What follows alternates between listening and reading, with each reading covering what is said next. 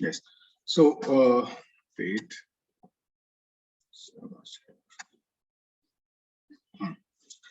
What I have taught you now: monochromatic light having only one frequency; bichromatic light having two frequencies or wavelength. Okay. Suppose this is YDSC setup. Over here, lambda light is coming, which has the lambda 1. Over here, light is coming having lambda 2. And due to this source S1, the intensity at screen is I1. Due to this source, intensity at screen is I2. So what is going to be I net at O? So can you answer, someone? If you are right, if you are wrong. Okay, yes. Dhwani, you are right. Otis, Anushka, you are right. Very good. Anushka is right. Nupur, आप थोड़ा गलत कर रहे हैं. Okay. Yes. कुछ बच्चे सही answer किया है, आप देख सकते हैं. देखो ना, इसकी लैम्डा अलग है, इसकी लैम्डा अलग है. Isn't it both lights are S1 and S2 will be incoherent, right? S1 and S2 will be incoherent. Coherent. Okay, incoherent. So obviously, INET at all points on screen will just I1 plus I2. No interference pattern will be seen, I guess, right? I hope समझा आपको. Last day मैंने आपको बताया था. Right. बहुत सारे बच्चे ने बिल्कुल सही किया है. Very good. चलिए इतना लिख लीजिए, फिर हम लोग बायक्रोमेटिक बात. अच्छा, आप इसको बायक्रोमेटिक नहीं कहोगे, राइट? ये जो लाइट 1 है, इसमें सिर्फ एक ही लैम्डा है. इसमें लाइट जो है, इसमें सिर्फ एक ही लैम्डा है. Okay, so this is not the bichromatic example. Okay, चलो फटाफट आप इस लिख लीजिए. Very good.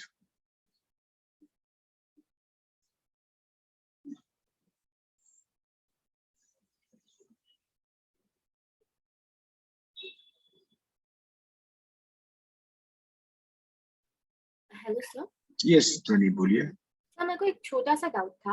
हाँ, सर बाइक्रोमेटिक लाइट मतलब लाइट हैविंग टू फ्रीक्वेंसीज या फिर टू वेवलेंथ्स ना, तो मतलब वो दो कलर्स के लाइट होंगे मतलब? यस, दो कलर की लाइट उसमें. ओके, सपोज मैंने दो वेवलेंथ ले लिया, 3000 ले लिया, 4000 एंगस्ट्रॉम की लाइट. एक ही लाइट में दोनों फ्रीक्वेंसीज है, राइट? ओके, ठीक है, समझा. तो मतलब सॉरी. Hello sir. हाँ बोलिए.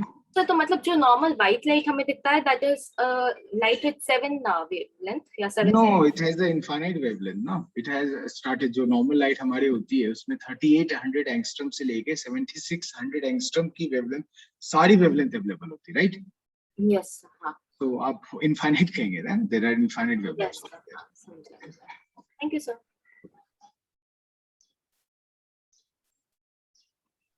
यस, मेरा डाउट हो गया.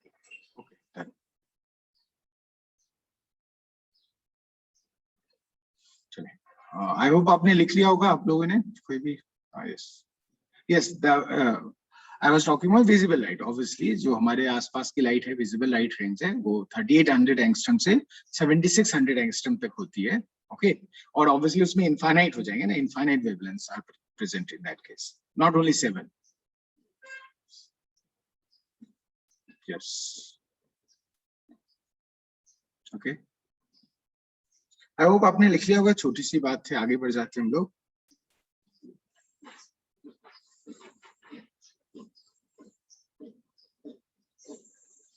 Yes sir, very good.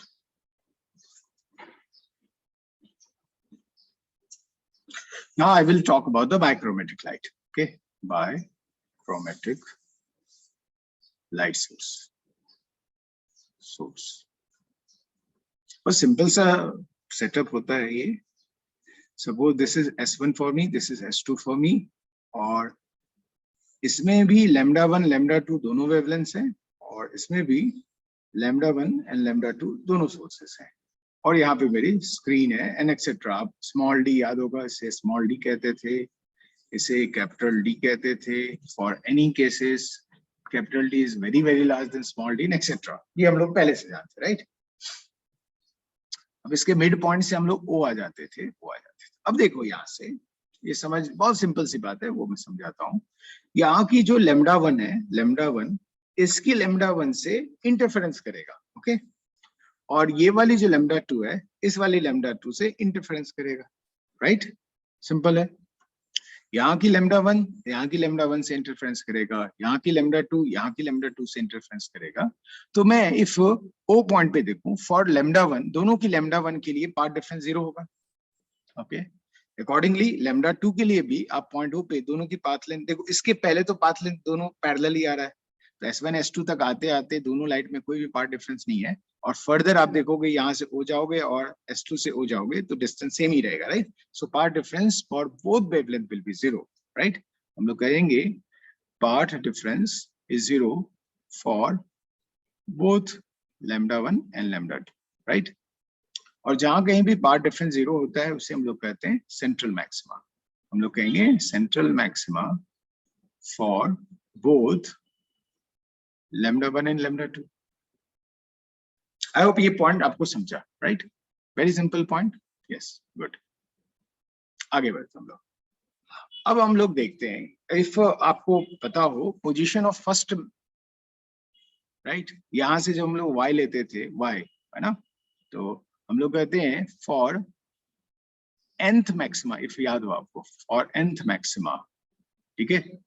y की जो वैल्यू होती थी nth मैक्सिमा के लिए वो होती थी n lambda capital D by small d, right. अब आप देखो n की, मान लो फर्स्ट मिनिमा फर्स्ट मैक्सिमा की बात मैं कहूं, क्या लैम्डा 1 वाली फर्स्ट मैक्सिमा लैम्डा 2 के फर्स्ट मैक्सिमा से कोइंसाइड कर सकती है कभी? Tell me. Obviously no, right, क्योंकि capital D small D same है और एन भी आपने कहा दोनों का फर्स्ट मैक्सिमा, दोनों का फर्स्ट मैक्सिमा एक जगह कोइंसाइड नहीं कर सकता। अकॉर्डिंगली दोनों की सेकेंड मैक्सिमा भी एक साथ कोइंसाइड नहीं कर सकती, राइट। हम लोग कह सकते हैं simple, first maxima of both lambda 1 and lambda 2 will not coincide, simple है। वैसे मैं कह सकता हूँ second maxima of both lambda 1 and lambda 2 will not coincide, मतलब दोनों की सेकेंड एक साथ नहीं हो सकती। बट ये तो हो सकती है ना, इसकी कोई मान लो nth, फर्स्ट की lambda 1 की nth मैक्सिमा lambda 2 की mth मैक्सिमा से कोइंसाइड कर सकती है। अलग अलग नंबर वाले जो मैक्सिमा को वो कोइंसाइड कर सकते हैं। Can you imagine this? Yes, very very simple maths है ना, बहुत सिंपल मैथ्स, आपको ये समझ में आया। अच्छा, आपको याद होगा फॉर nth मिनिमा yn, तो आप यहाँ क्या लिखते थे, 2n - 1 lambda by 2 capital D by small d, right. If आपको याद हो तो, are you okay with this formula? Right, है ना। फर्स्ट के लिए n की वैल्यू 1 लिखते हैं एक्सेट्रा। आप यहाँ पे भी देख सकते हैं, आप कह सकते हैं दोनों की first maxima, sorry first minima कभी भी एक साथ कोइंसाइड नहीं करेगी, राइट। मैं कह सकता हूँ फर्स्ट मिनिमा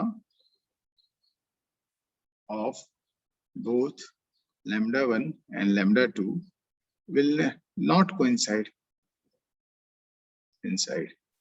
Similarly, मैं कह सकता हूँ second minima of both lambda 1 lambda 2 will not coincide. Simple, right? इतना पहले लिख लीजिए।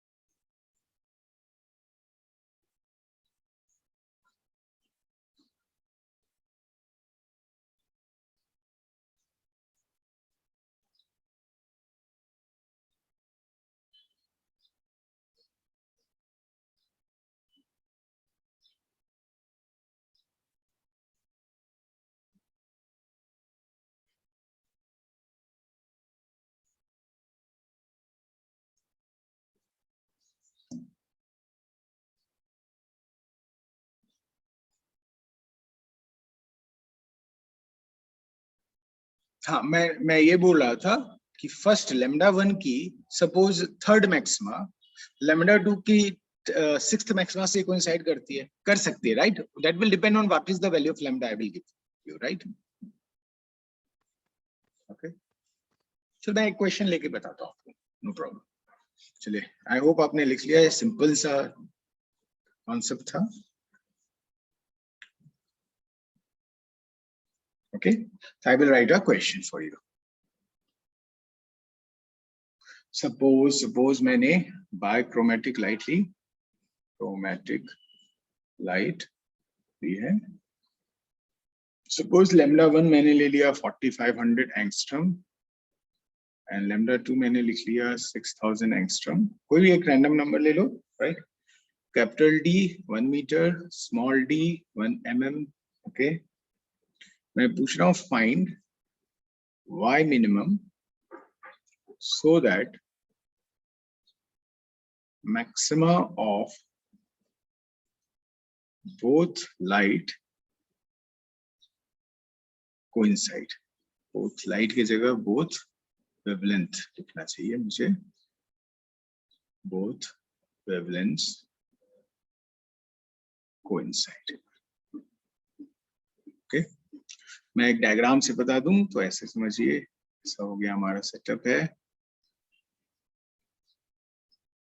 यहाँ पे दोनों की मैक्सिमा पहली बार कोइंसाइड की है, दोनों की मैक्सिमा पहली बार कोइंसाइड की है, उसके लिए y मिनिमम की वैल्यू चाहिए।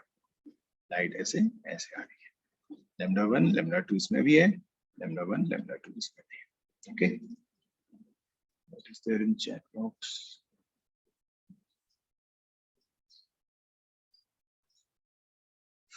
वेदांत, अब बट n एंड लैम्डा तो सेम ही है ना? Okay, not I am talking about ये वाला क्वेश्चन, इसके वाले ऐसे क्वेश्चन की मैं बात कर रहा हूँ जब मैंने दोनों की लैम्डा अलग अलग ले ली है और दोनों की मैक्सिमा कोइंसाइड कर सकती है, बट सेम नंबर वाले मैक्सिमा कोइंसाइड नहीं करेंगे, राइट? पहले की कोई एक्स वाली लैम्डा, एक्स वाली मैक्सिमा दूसरे वेवलेंथ की लैम्डा 2 की वाई वाली मैक्सिमा से कोइंसाइड कर सकती है, राइट? बट दोनों की एक्स नंबर वाली मैक्सिमा कोइंसाइड नहीं करेगी, दोनों की वाई नंबर वाली मैक्सिमा कोइंसाइड नहीं करेगी। वेदांत, आर यू ओके? समझा ना? Okay, similar. तो हम लोग यहाँ पे जानते हैं कि दोनों की सेम नंबर वाली मैक्सिमा कोइंसाइड नहीं करेगी, तो मैं क्या मान लूंगा कि ये जो पॉइंट P है, एट P, कोई भी जनरल पॉइंट P ले लिया, nth maxima of lambda 1 coincide with same number नहीं लेके m लिख दिया मैंने, mth maxima of lambda 2, right? Simple है। तो मैं nth मैक्सिमा दोनों के लिए y की वैल्यू सेम हो जाएगी, राइट? अब y की value y1 should be equal to y2। Maxima के लिए वैल्यू क्या होता है? n के लिए n lambda 1 capital D by small d, और इसका मैंने m लिखा है तो lambda 2 capital D by small d। ठीक है, capital D small d cancel हो रहा है, n लिख दिया। lambda 1 की वैल्यू है 4500 एंगस्ट्रॉम, ओके, और यहाँ पे m लिख दिया और इसकी वैल्यू है 6000 angstrom, right? So from here I can get n upon m is equal to 4/3। ये समझा मुझे, राइट? यस, हाँ मैं अब, हाँ बिल्कुल बिल्कुल सही है। सो मैं ये कहूंगा, बिल्कुल सही बोल रहे हो।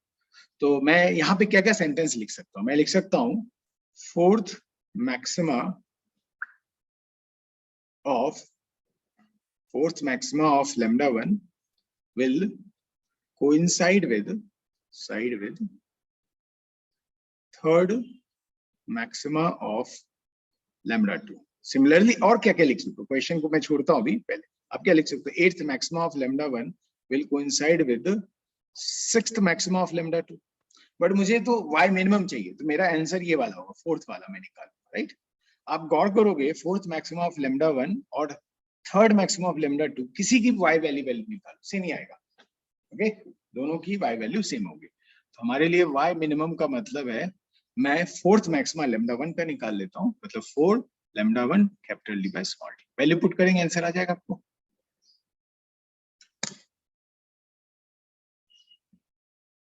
समझ में आया सबको?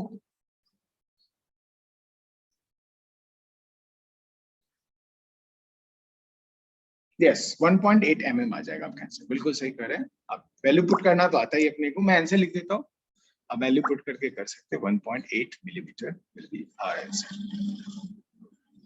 यूनिट डायमेंशन का ख्याल रखेंगे बस। देखो मैंने कैपिटल डी मीटर में लिखा है, स्मॉल डी मिलीमीटर में लिखा है।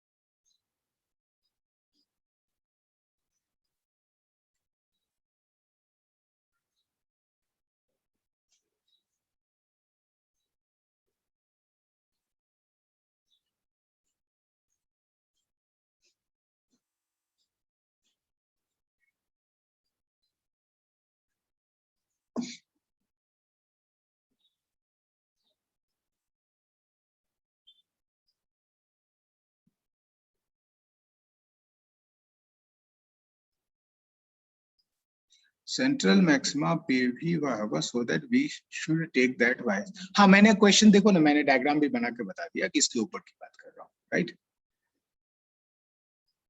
ठीक है, और सेंटेंस में मैं और ऐड कर देता हूँ, apart from central maxima, apart from central maxima.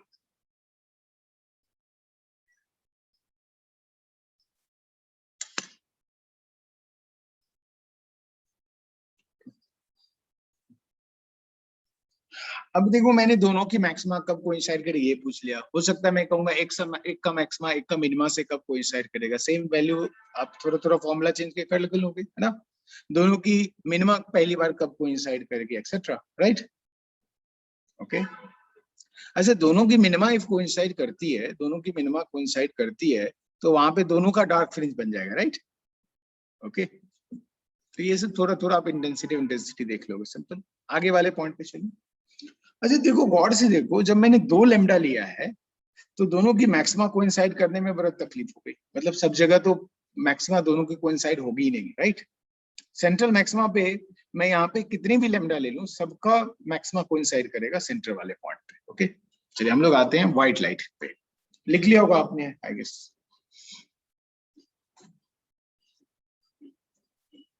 अब आते हैं हम लोग व्हाइट लाइट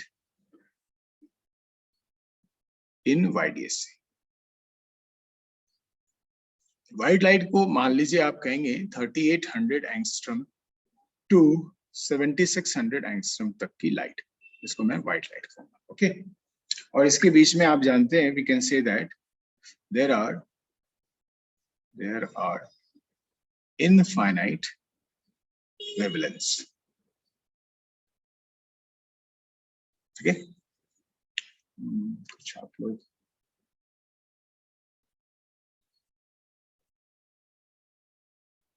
आप n-1 और m-1 लेंगे तो उससे हमें what do you mean by n-1 means, you mean by n-1 lambda d by d is equal to m-1 means lambda 2 d by d, ये बोलना चाह रहे हो? हाँ एक ही बात हुई ना, तो ये भी देख कोई नंबर ही आ जाएगा ना, क्या फर्क पड़ेगा इससे हमें, राइट? मैथमेटिकली जो लैम्डा 1 ये जो कोएफिशिएंट होना चाहिए वो इंटीजर होना चाहिए, कुछ कोई बात है ना, आप वो 1 लो +1 लो +2 लो, फर्क क्या पड़ेगा? कोई फर्क नहीं पड़ेगा। ओके,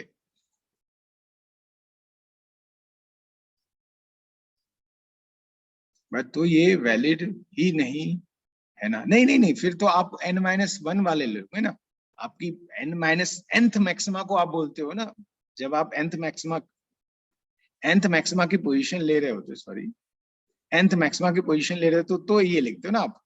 जब n-1 ले रहे होगे तो आप तो n-1 वाला मैक्सिमा की बात कर रहे हो, राइट?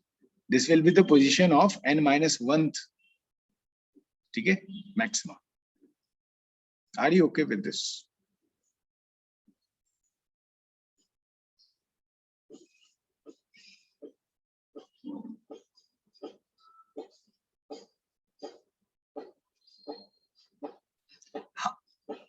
नहीं, आप n-1 लोगे ही क्यों? मैं तो क्या लिखा, देखो मैंने क्या लिखा था, nth maxima of λ1 coincide with the mth maxima of λ2। अब मैंने nth मैक्सिमा की पोजीशन तो मैं n-1 लूंगा, मैं ये लूंगा ना, ये होती थी पोजीशन, आपको याद हो तो। और इसकी मैं mth मैक्सिमा की पोजीशन मैं ये लूंगा ना, मैं दूसरा क्यों लूंगा, n-1 क्यों लूंगा? वो होगा ही नहीं ना।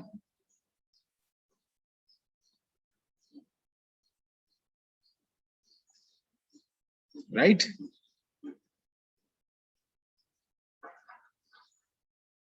ओके, चलो आगे बढ़ते हैं हम लोग।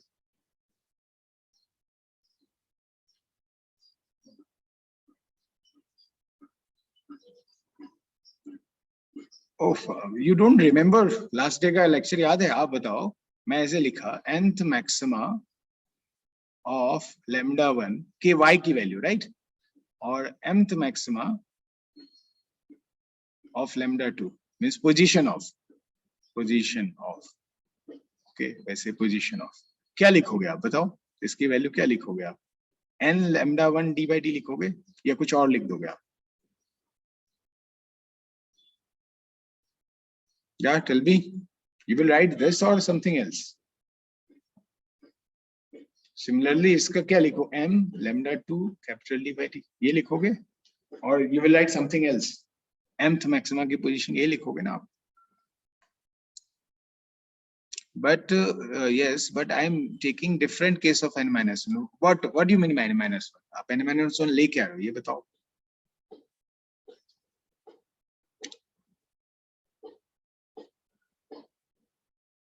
Why you are taking n-1? Do you want to find out the n-1th position, n-1th maximum of λ1? And why it is making difference? n-1 क्यों लोगे? Y of n-1 maxima is y of m-1 maxima. Okay, तो आपका m और n answer नहीं लिखोगे ना, आपने तो क्या लिखा? आपका मतलब हो गया n-1th maxima coincide with m-1th maxima, right?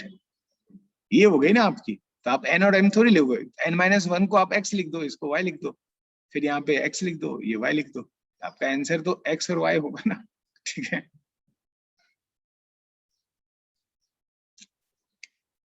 why you are writing n-1? Need क्या, n-1 एक नंबर होगा, राइट? उसको n-1 की जगह x लिख दो, ठीक है? ये तो वैसे ही है, ठीक है, नो प्रॉब्लम। चलो आगे बढ़ते हैं।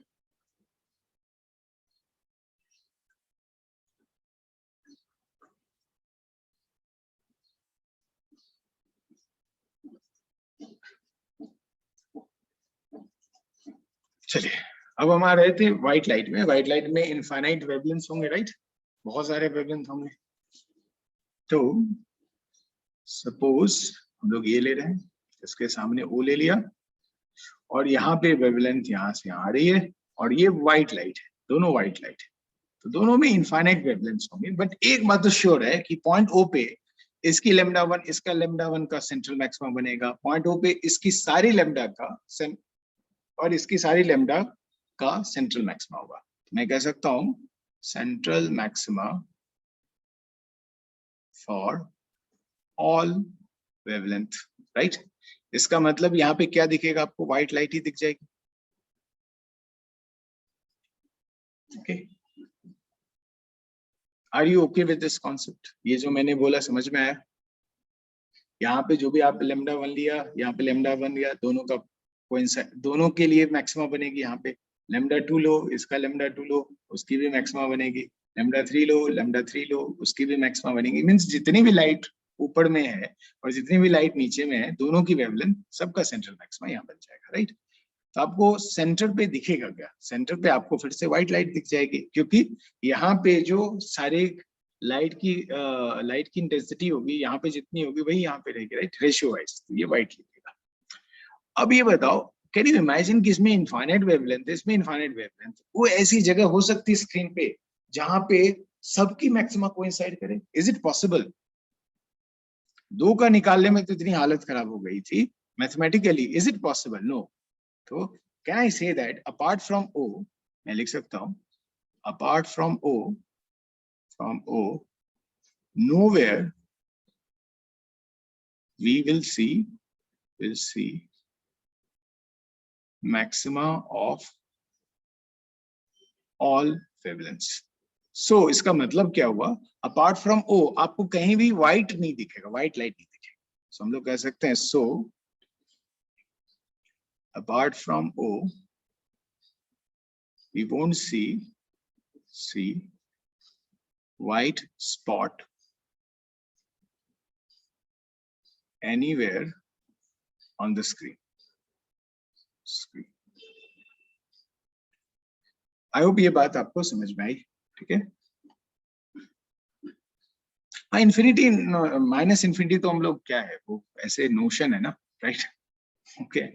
एंड उसका भी आपको मैक्सिमम मिनिमा, तो ये आप याद करो, इन्फिनिटी पे जो पार्ट डिफरेंस होता था स्मॉल डी होता था, है ना. वो लैम्डा के इक्वल होगा नहीं होगा, कैसे होगा, आप कैसे कर सकते हो, है ना. इन दोनों की पार्ट डिफरेंस इन्फिनिटी पे भी स्मॉल डी होती थी. ठीक है. तो फिर वो अलग ही कहानी है. ठीक है. तो हम लोग कह सकते हैं कि किसी भी स्क्रीन के किसी भी पॉइंट पे आपको कहीं पे भी व्हाइट पॉइंट नहीं दिखाई देगा. तो एक्सपेरिमेंटली आप देखोगे, जब आप एक्सपेरिमेंट करोगे आगे से कॉलेजेस में, इफ आप फिजिक्स लेते हो तो हम लोग जो व्हाइट लाइट यहाँ पे लेते हैं, व्हाइट लाइट यहाँ पे लेते हैं, तो सेंट्रल मैक्सिमा निकालने का अच्छा तरीका होता है. एक्सपेरिमेंटली आप ऐसे निकालो, यहाँ व्हाइट लिया और यहाँ पे आपको सेंट्रल मैक्सिमा हुआ, राइट. तो कंफर्म हो जाता है कि चलो ये ज्योमेट्री से भी कर सकते थे, बट कंफर्म कर लिया कि यहीं पे आपकी सेंट्रल मैक्सिमा पोजीशन होता है. ओके. अब देखो यहाँ पे जब हम लोग यहाँ से ऊपर जाएंगे तो पहले मिनिमा किसकी आएगी, जिसकी लैम्डा सबसे कम होगी, पहली मिनिमा. तो यहाँ पे हम लोग कह सकते हैं, यहाँ पे मिनिमा जो आएगी, पहली बार मिनिमा जो आएगी, आप मिनिमा का पोजीशन याद है ना, पोजीशन ऑफ nth मिनिमा जो स्क्रीन पे होती थी वो होती थी 2n - 1 lambda capital D by 2d. Okay.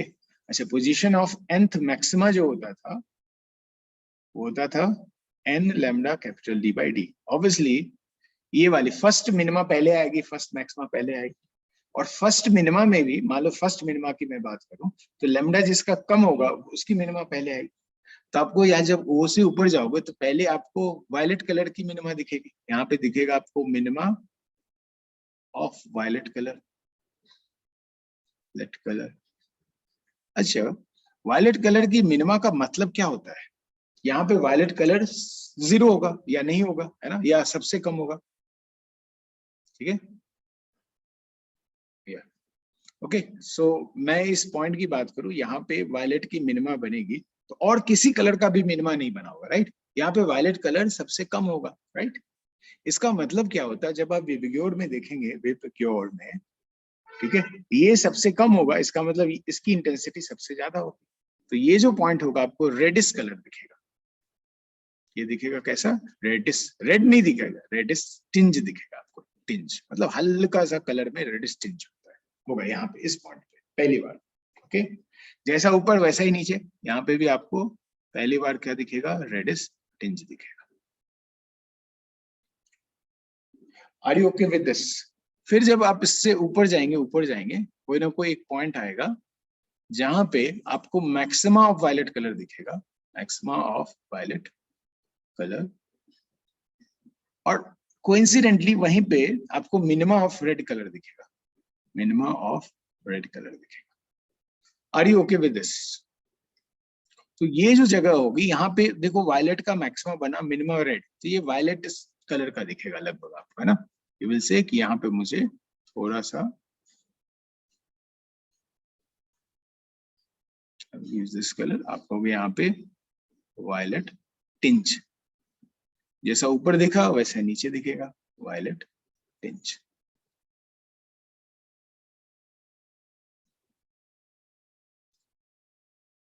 Okay. This one ना, देखो जैसे इस फॉर्मूले पे देखो, मान लो मुझे फर्स्ट मिनिमा निकालनी है और फर्स्ट मैक्सिमा निकालना है सारे कलर. पहले लैम्डा के फॉर्म में देखो, तो फर्स्ट मिनिमा आप बोलते हैं ये क्या हो जाता है, लैम्डा D by 2d, और ये क्या हो जाती, लैम्डा D by d. तो वायलेट कलर के हिसाब से जो वायलेट कलर की मिनिमा सबसे पहले आएगी, यहाँ पे आएगी, सॉरी हाँ, मिनिमा यहाँ पे आएगी वायलेट कलर की, कि वायलेट कलर का जो लैम्डा है वो सबसे कम है, राइट. ओके. तो इस जगह पे आप गौर करोगे, यहाँ पे वायलेट का मिनिमा आ चुका है, लेकिन किसी और की मिनिमा भी नहीं आएगी, राइट? किसी और की मिनिमा इसके ऊपर आएगी, राइट? यस। सो यहाँ पे इस पॉइंट पे गौर करोगे, वायलेट की तो मिनिमा हो गई है, तो ये तो बहुत ही कम दिखेगा। ऑब्वियसली ये वाला जो होगा रेड वाला सबसे ज्यादा दिखेगा, तो यहाँ पे आपको थोड़ा सा रेडिश टिंज दिखेगा, ठीक है? रेड नहीं होगा, मीन्स थोड़ा सा इंडिगो होगा, थोड़ा सा ब्लू होगा, थोड़ा सा ग्रीन होगा, थोड़ा सा येलो होगा, थोड़ा सा ऑरेंज होगा, थोड़ा सा रेड होगा, और सबसे ज्यादा रेड होगा, राइट? तो यहाँ पे आप गौर करोगे तो यहाँ पे रेडिश टिंज दिखेगा, राइट? वैसे मैं ऊपर चलता जाऊं, ऊपर चलता जाऊं तो आपको एक पॉइंट ऐसा आएगा जहां पे वायलेट का फर्स्ट मैक्सिमा बन जाएगा, राइट? ओके, यहाँ पे लिख सकता हूँ first maxima, first minima, right? जहां पे फर्स्ट मैक्सिमा वायलेट होगा वहीं पे देखोगे फर्स्ट मिनिमा ऑफ रेड हो जाएगी, इफ यू गौर करो नंबर वाइज। हाँ, यस यस, रेड की सबसे ज्यादा होती है वेवलेंथ, आप अप्रोक्सीमेटली कह सकते हो, ये तो रेंज होता होगा, 7600 एंगस्ट्रम जो है रेड को डिनोट करता है, एंड 3800 एंगस्ट्रम वायलेट वाले एक्सट्रीम को डिनोट करता है, right? Okay, so we can say that यहाँ पे वायलेट टिंज और यहाँ पे वायलेट टिंज। तो आपका जब क्वेश्चन आएगा तो आप क्या कहोगे? ऐसे वाले क्वेश्चन, व्हाइट लाइट लोगे तो सेंटर पे क्या दिखेगा आपको? व्हाइट लाइट दिखेगी, ओके? इसके चारों बगल क्या दिखेगा? रेडिश टिंज दिखेगा, उसके बाद क्या दिखेगा? वायलेट टिंज दिखेगा, okay? Are you okay with concept? Okay, और याद रखेंगे आईआईटी में आप ये वाला आंसर लिखेंगे कि व्हाइट के चारों बगल रेडिश टिंज दिखेगा, ठीक है? क्योंकि बहुत सारे जगहों पे, बहुत सारे बुक में वायलेट टिंज लिखा हुआ है, but I gave you the proper explanation कि यहाँ पे वायलेट टिंज नहीं दिखेगा, व्हाइट के जस्ट इमीडिएटली, व्हाइट के जस्ट इमीडिएटली आपको रेडिश टिंज दिखेगा, ओके? तो हमारे मॉड्यूल में भी जो आंसर है वो वायलेट लिखा होगा, तो आप उसको चेंज करके रेड कर देंगे, ठीक है? चलिए इसको लिख लीजिए जो भी मैंने पढ़ा है आपको।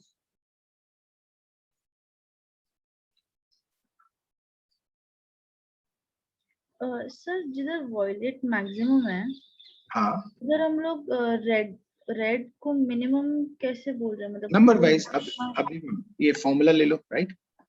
ये देखो, मान लो वायलेट की मैक्सिमा बनेगी, यहाँ पे 3800 एंगस्ट्रम रख लेते, यहाँ पे है ना, यहाँ पे ये वाला फॉर्मूला लेते हैं मैक्सिमा के लिए ना। यहाँ क्या लिखते हैं? लेमडा की जगह क्या लिख देते? इस डायग्राम में आप लेमडा की जगह 38 लिख देते, 100 एंगस्ट्रम, राइट? और मिनिमा आपको निकालनी है रेड की, फर्स्ट मिनिमा, तो यहाँ पे 7600 लिख लेते हैं, राइट? देखो 7600 अपॉन 2, सेम वैल्यू आ रही है ना इन दोनों की वैल्यू? Yes sir. तो आप देख सकते हैं जहां पे फर्स्ट मिनिमम ऑफ रेड है वहीं पे फर्स्ट मैक्सिमम ऑफ वायलेट है, okay? With this form. Yes, thank you.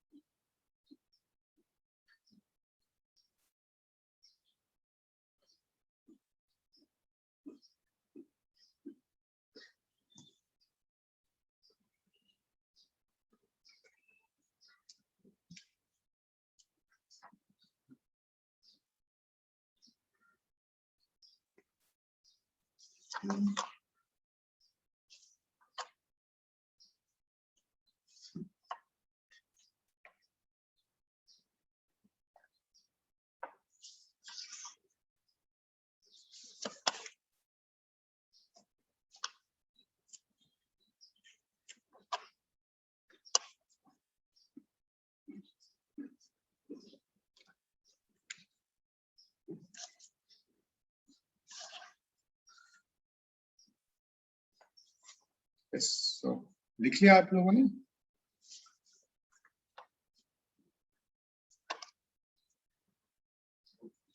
Yes, okay.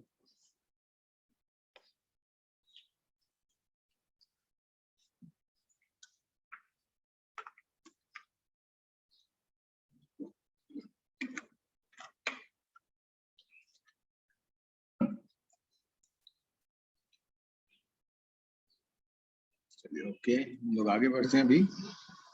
Next सब टॉपिक पे जाते हैं। This is the oblique incidence.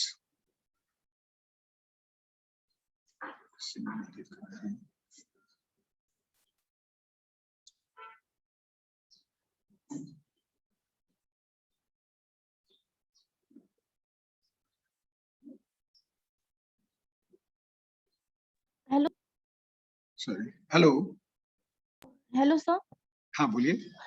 Sir मतलब आपने बोला जिसका लैम्बडा सबसे कम होगा उसका मिनिमा सबसे पहले आएगा, पर उस Yes. लॉजिक से तो जिसका लैम्बडा सबसे कम होगा उसका मैक्सिमा भी सबसे पहले आएगा ना। हाँ बिल्कुल, तो देखो फिर ना, देखो यहाँ पे गौर करो। इसका सेम लॉजिक से यहाँ देखो, वायलेट की तो मैक्सिमा आ गई, बाकी किसी की मैक्सिमा अभी तक आएगी नहीं होगी यहाँ पे। Yes sir. तो यहाँ पे वायलेट डोमिनेट कर जाएगा, राइट, और ये वाला रेड वाला सबसे कम हो जाएगा, है ना। Yes sir.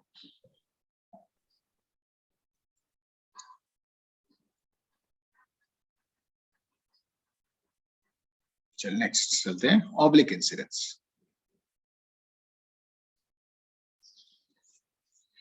अब मान लीजिए हमारा वाईडीएस ये ऐसा था, ये मेरा पॉइंट O था, बट मेरी लाइट ऐसे आ रही है, ऐसे। अभी मैंने पहली बार ऐसा कहा ना, लाइट मेरी ऐसे आ रही है, okay, and these are making angle alpha with the horizontal. Means आप सोचो मैंने टॉर्च ऐसे लगा दिया, भाई मेरा टॉर्च ऐसा है, ओके, लाइट ऐसे जा रही है। तो आप गौर करो कि जब मैं S1 पॉइंट पे आऊं, ये S1 पॉइंट है और ये मेरा S2 पॉइंट है, राइट, और इसके बीच की जो सेपरेशन है ये स्मॉल d है। तो मैं क्या कर रहा हूं कि S2 से S1 पे परपेंडिकुलर ड्रॉ कर ले रहा हूं, राइट, यहाँ पे। अब गौर करो, सपोज इसको मैं 1 लिखूं, इसे 2 लिखूं, isn't it 1 and इसको मैं कुछ भी रख देता हूं 3, 1 3 is equal to 2 S2, right, 1 3 is equal to 2 S2। isn't it इतनी जो पाथ है, ये वाली जो पाथ है S1 में ज्यादा पहले से चला जा चुका है, इतनी पाथ ये वाली लाइट पहले चल चुकी है। अब गौर करो, ये अल्फा है, ये अल्फा है, तो ये 90 माइनस अल्फा और ये अल्फा हो जाता, गौर करो तो can I write this length, this extra length is d sin alpha. Tell me someone, समझ में आया ये बात मैंने जो कहा है? सिंपल। अभी तक ऐसा मैंने केस नहीं लिया ना, अभी तक सबका मैं हॉरिजॉन्टल रेट लेता था। अभी S1 तक पहुंचने तक में ही 1 वाली जो लाइट है उसने d sin अल्फा ज्यादा चल दिया है, राइट। अब सपोज मैं O पे आता हूँ, ध्यान समझो, मैं O पे आता हूँ, O पे। अब जानते हैं इसके बाद S1 से O का रास्ता S2 से O का रास्ता इक्वल होगा, isn't it? तो यानी मैं कह सकता हूँ at O path difference will be d sin alpha. Can I say this, right, d sin alpha, ठीक है। यहां से देखो ये वाला पार्ट जो है d sin अल्फा ज्यादा चला हुआ है, फर्दर तो इक्वल ही, राइट। नहीं समझा, ओके, देखो मैं डायग्राम बना लेता हूँ, ये बना लेता हूँ ऐसा। ये जानते हो यहां से S1O S2O की वैल्यू इक्वल होती, राइट। तो मुझे 1 से लाइट चली है O तक आई है, 2 से लाइट चली है और O तक आई है, तो दोनों में से कौन सी लाइट ज्यादा चली है? Isn't it 1 वाली लाइट ज्यादा चली है और वो d sin अल्फा चली है। प्रणवी आप देखिए, आप सिंपल पाथ का लेंथ लेके चलिए, यस, समझा। तो ऑब्वियसली यहाँ पे पाथ डिफरेंस क्या हो जाएगा, d sin alpha, if you remember. Are you okay with this Pranavi? आगे बढ़ूं? यस, 1 and 2 इज नहीं, टॉर्च है ये भाई, टॉर्च है, यहाँ टॉर्च ले, लाइट सोर्स है, ठीक है, लाइट सोर्स है मेरा, original light source, okay, torch ऐसे ले लो, सिंपल, ओके। अमन गुप्ता समझ में आया? मैंने लेंस वेंस नहीं बनाया, ठीक है, ओके, चलिए आगे बढ़ते हैं। तो यहाँ पे तो d sin अल्फा हो गई, अब एक बात बताइए कि सेंट्रल मैक्सिमा में कहता किसको था? If remember, at central maxima मैं कह सकता हूं at central maxima, right?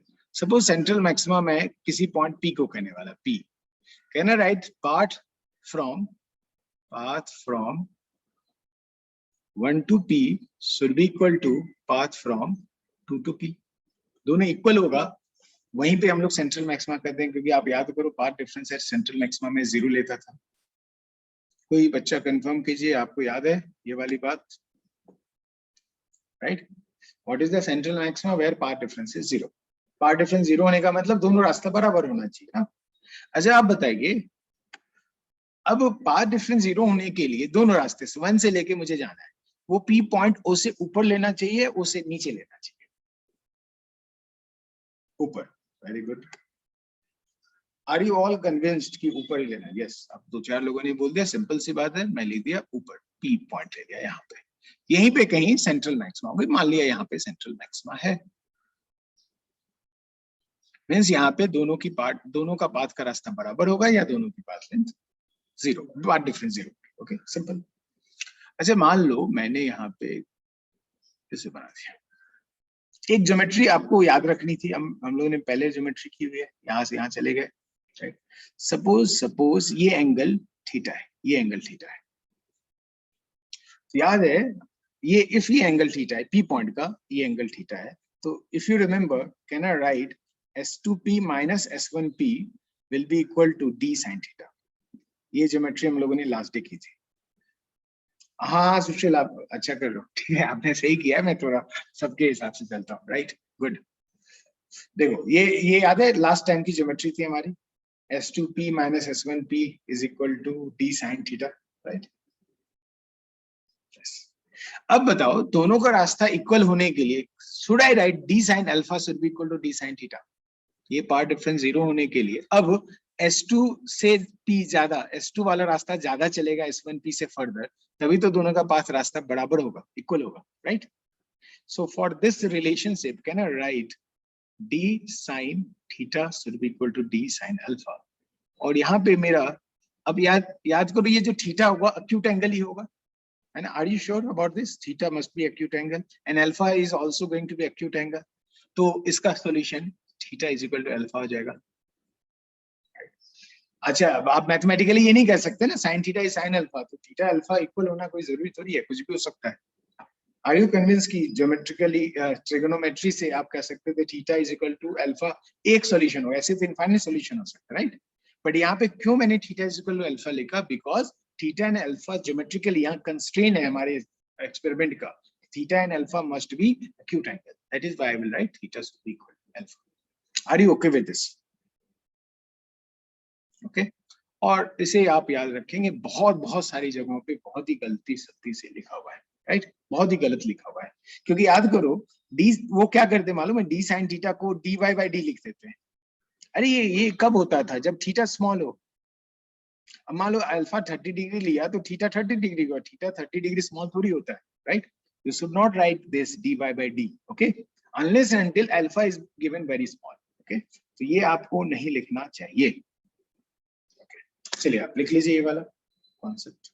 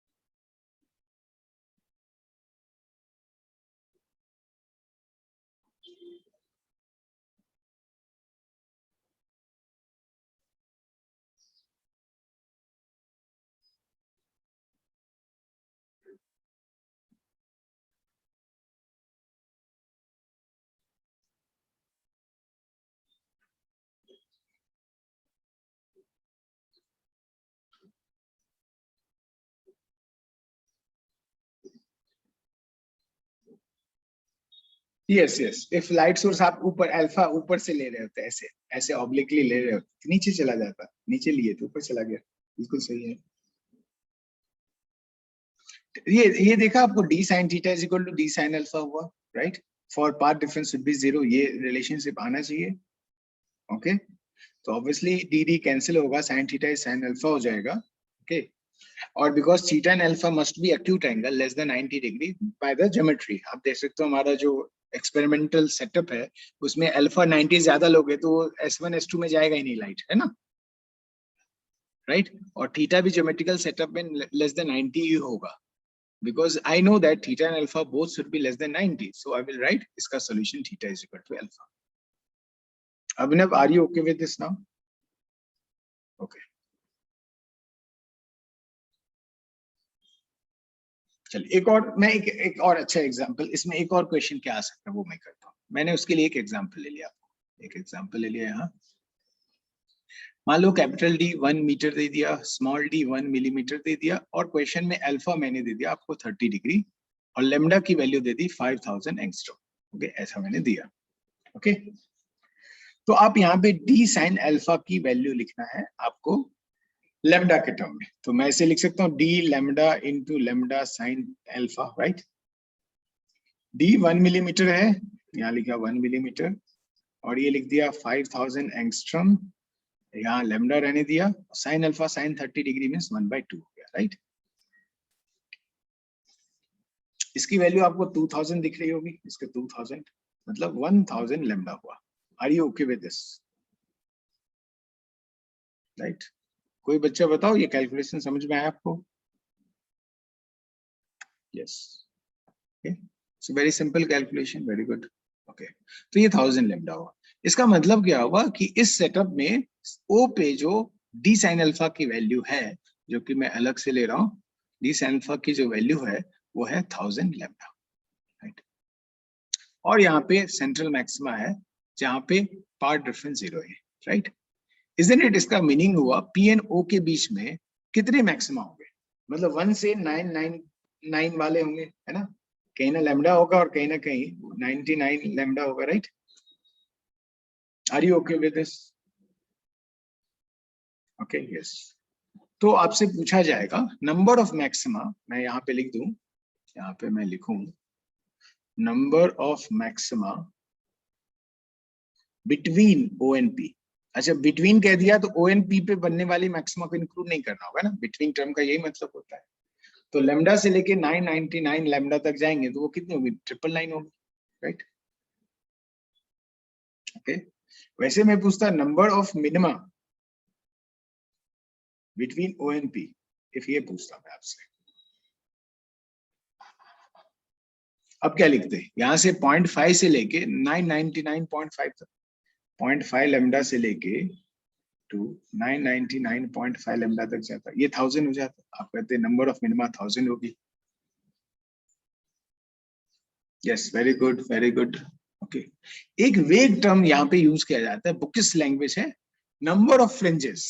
Number of fringes, basically उनको या तो बोलना चाहिए डार्क फ्रिंजेस और ब्राइट फ्रिंजेस, बट उन्होंने ऐसे लिख देता है।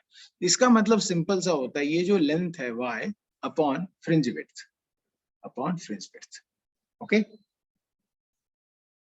y upon fringe width. Okay, अच्छा y को देखो, y है ये थीटा है और ये कैपिटल D है, तो y को कैपिटल D tan थीटा लिख सकता था मैं, tan theta, right, upon beta. If you remember, beta was lambda capital D into small d, capital D cancel हो जाता, d by lambda tan theta हो जाता। ओके, अब देखो d by lambda, what is d? d is ये, और lambda से divide करता तो वो मेरे 2000 हो जाता, ये लिख देता 2000 और tan 30 डिग्री 1/√3, ये आंसर उसका लिखता है।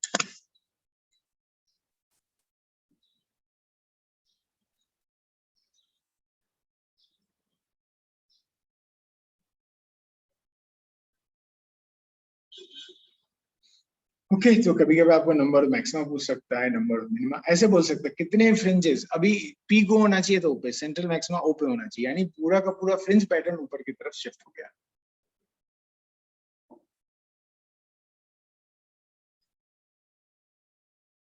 Hello sir.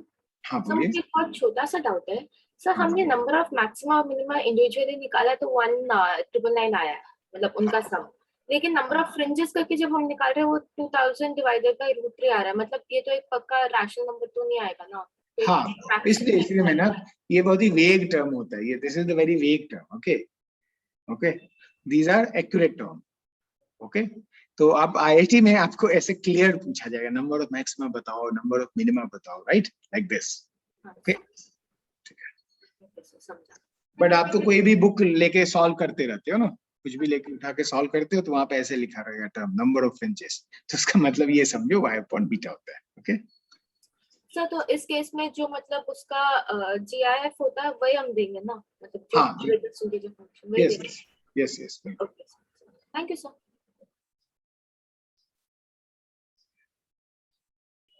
सर, हाँ बोलिए। तो फ्रिंज विड्थ का एक और डेफिनेशन था ना कि distance between two consecutive maxima. हाँ तो फिर सर पॉइंट सेंट्रल मैक्सिमा से ओ के बीच में तो 1000 ही आ रहा है ना।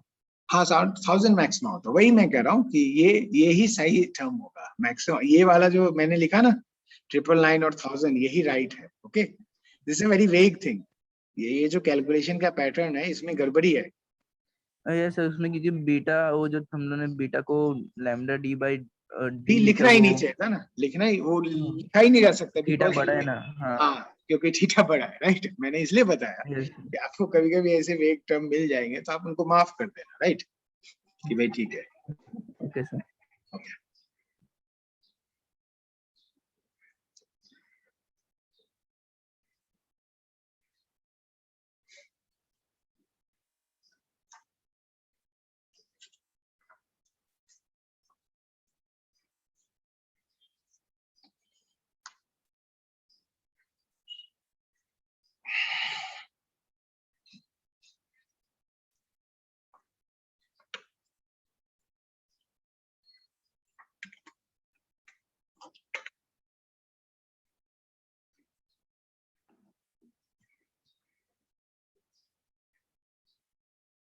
अभी got the number of maxima, just see कि यहाँ पे जो ओ पॉइंट था वहां पे मुझे जो पार्ट डिफरेंस जो आई 1000 लेमडा आ गई, और पॉइंट पी पे हम लोग जानते हैं डेल्टा एक्स 0 है, राइट। तो आप काउंट करेंगे इसके बीच में कहीं ना कहीं पार्ट डिफरेंस लेमडा होगी, 2 लेमडा, 3 लेमडा, 4 लेमडा, ऐसे 99 लेमडा, 999 लेमडा तक आते इसके बीच में।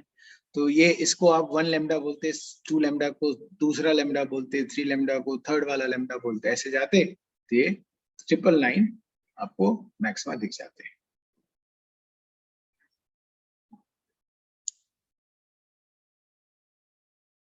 या ऑब्वियसली वो गलत आएगा ना, क्योंकि जो बीटा का capital D, lambda capital D by small D लेते ही कब है, जब हम लोग थीटा बहुत स्मॉल मानते थे, याद है आपको, राइट। तो यहाँ पे गड़बड़ है, ये दिस इज रॉन्ग। ओके,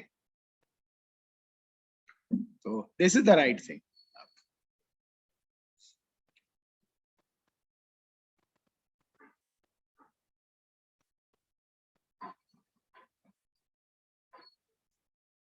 और ये वाली कैलकुलेशन और ये वाली कैलकुलेशन मैच कब करेगी, जब मैं अल्फा ना ऐसे लिख दूंगा 5 डिग्री 2 डिग्री ऐसा, तो दोनों की कैलकुलेशन मैच कर जाएगी,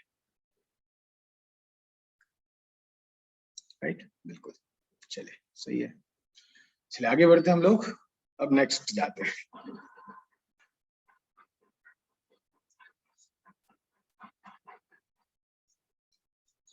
हम लोग बात करेंगे अभी, नेक्स्ट सब topic is thin slab in YDSC।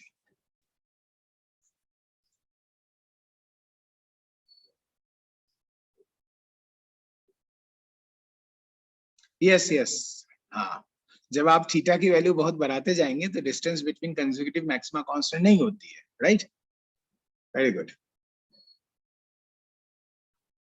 चलिए आते हैं थिन स्लैब के कॉन्सेप्ट को समझने की कोशिश करते हैं। सपोज एक लाइट सोर्स था, ओके, और यहाँ से लाइट जा रही थी। सपोज किसी, आप यहाँ x इज इक्वल टू 0 लेते तो यहाँ पे एक्चुअली इलेक्ट्रिक फील्ड ऑसिलेट कर रही होती। सपोज इलेक्ट्रिक फील्ड का ऑसिलेशन को आप a sin ओमेगा t लिख देते इसके फंक्शन को, लेट, है ना। तो किसी भी वैल्यू x पे, मान लो x is equal to x यहाँ पे है, तो यहाँ पे जो आप इक्वेशन लिखते क्या लिखते, y a sin omega t minus के एक्स, राइट। और यहाँ पे भी लिख लेते y is equal to a sin omega t minus के X, right. So you can see that ये दोनों पॉइंट में 1 और 2 में पॉइंट लूं, 1 एंड 2 में कोई भी फेज डिफरेंस नहीं है, right. There is no phase difference between 1 and 2, no phase, या मैं लिख दूं phase difference between 1 and 2 is equal to 0। Simple है। अच्छा, फेज डिफरेंस 0 होगा तो आप पाथ डिफरेंस भी 0 लिख सकते हैं, कह सकते हैं आप path difference between 1 and 2 is 0। Okay, ये तो बहुत ही मैंने सिंपल सी बात कर ली। अब ध्यान से देखो, ये मान लो एग्जाम्पल 1 लिया, एग्जाम्पल 2 लेते हैं। फिर से मैंने वही टॉर्च लिया और यहां से ऐसे जा रहे थे हम लोग,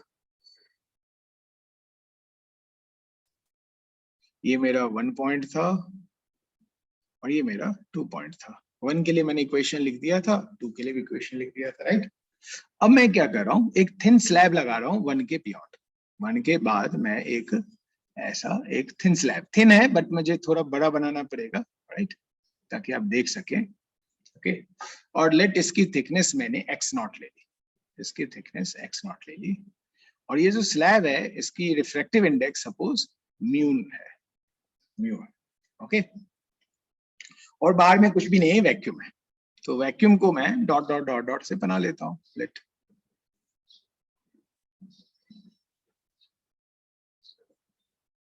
राइट। अच्छा देखिए, यहाँ पे जैसे ही आपने x फिक्स कर दिया, मान लो इसे x1 लिख लेते, तो इसे भी मान लो ये x1 है तो आप इसको kx1 लिख लेते।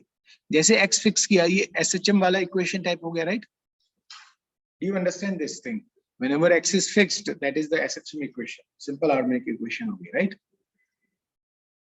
ओके, अब मान लो इन दोनों की तो आपको इक्वेशन पता है, इसकी भी इक्वेशन पता है, इसकी भी इक्वेशन पता है, इसकी इक्वेशन लिखनी है। यहाँ पे तो देखो, आप याद करो, यहाँ पे म्यू आ गया, म्यू आ गया। आप जानते हैं कि इसमें जो वेव जा रही होगी, इसके अंदर से जो वेव जा रही होगी, राइट, इसके अंदर से जो वेव जा रही होगी उसकी फ्रीक्वेंसी चेंज नहीं होगी, और इसके अंदर से यहाँ जो जा रही होगी दोनों की फ्रीक्वेंसी सेम होगी। Do you know this? Frequency दोनों की सेम होगी, यस, क्योंकि फ्रीक्वेंसी जो डिपेंड करता है, जो फ्रीक्वेंसी डिपेंड करता है सोर्स पे डिपेंड करता है। तो सोर्स की फ्रीक्वेंसी इफ ओमेगा है, इसकी एंगुलर फ्रीक्वेंसी इफ ओमेगा है, तो सोर्स तो हमने चेंज नहीं किया है, तो सब जगह ओमेगा ओमेगा सेम ही रहेगा। ठीक है, एक बात। तो दोनों लाइट की, जब आप मीडियम में है या मीडियम के बाहर है, ये दोनों लाइट, दोनों की ओमेगा सेम होगी। ठीक, आगे बढ़ते हैं। ओमेगा तो सेम है, लेकिन आप जानते हो स्पीड ऑफ लाइट जो होती है मीडियम में अलग होती है ना। तो मैं कह सकता हूँ, ये आपने पढ़ा होगा वहां पे भी ऑप्टिक्स में, speed of light in a medium, जिसे मैं v लिखूं तो वो c by mu हो जाता है, where c is speed of light in vacuum, where c is speed of light in vacuum, in vacuum। Okay, अब सोचो v जो स्पीड ऑफ लाइट है उसको मैंने c by mu लिखा है, तो स्पीड को आप क्या लिख सकते हो, जो फ्रीक्वेंसी है f into lambda, frequency lambda in medium is c by mu, right?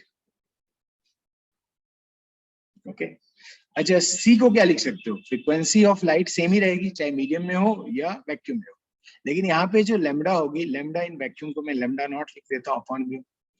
You see that lambda m is equal to lambda naught by mu.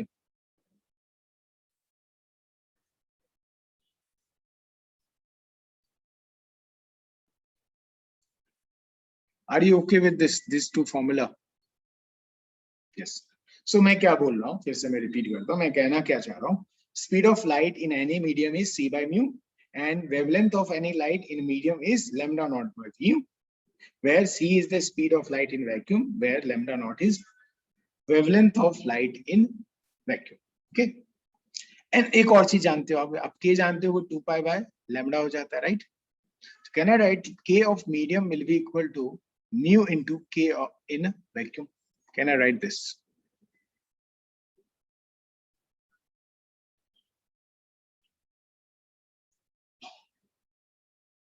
Yes or no? बोलिए।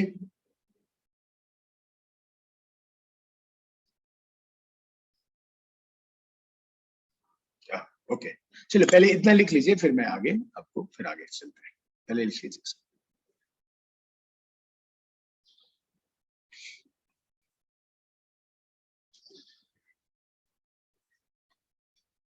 K stands for wave number, right? Angular wave number. याद है 2 pi by lambda बोलते थे हम लोग। Wave में पढ़ा होगा आपने K।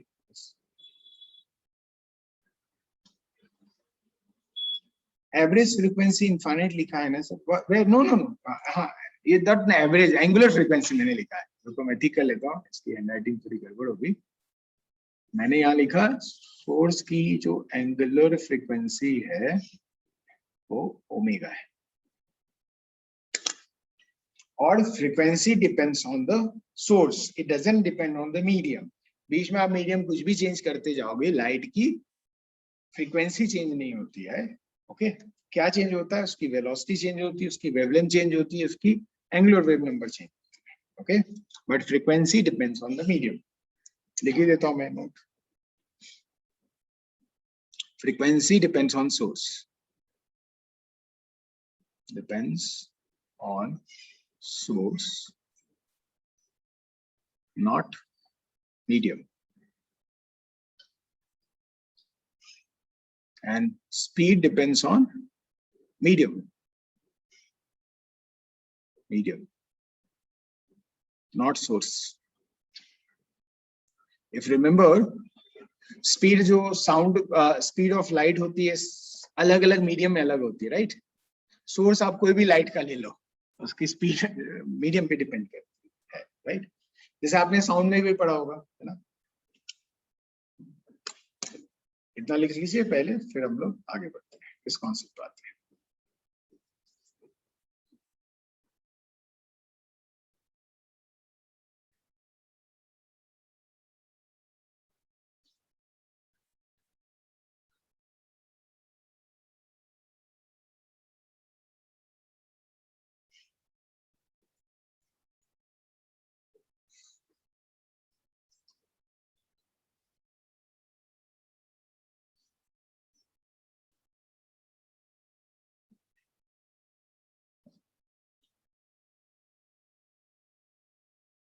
नो जहां पे मैंने अमन गुप्ता आप सुनिए, जहां पे मैंने लैम्डा 1 लैम्डा 2 लिया था, एक्चुअली मैंने इसका मतलब ये मैंने दो अलग सोर्स लिया था। वहां पे ऐसा एक टॉर्च नहीं होगा, यानी वहां पे दो अलग अलग टॉर्च लिया होगा। Okay that is why. Okay और एक ही टॉर्च ले लूंगा तो लैम्डा 1 लैम्डा 2 निकलेगा, तो दोनों से निकलेगा, राइट? है ना? Okay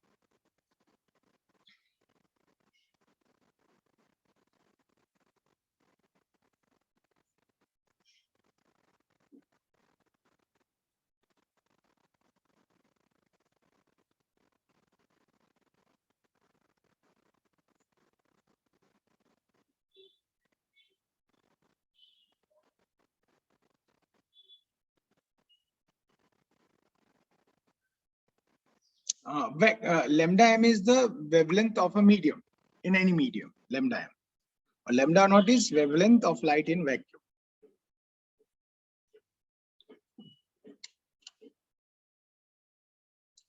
Okay. यहाँ पे वी एम ही लिख देता हूँ सब जगह, वी एम लैम्डा एम के एम। मीडियम के लिए मैंने यूज किया, वो मीडियम कोई भी हो सकती है।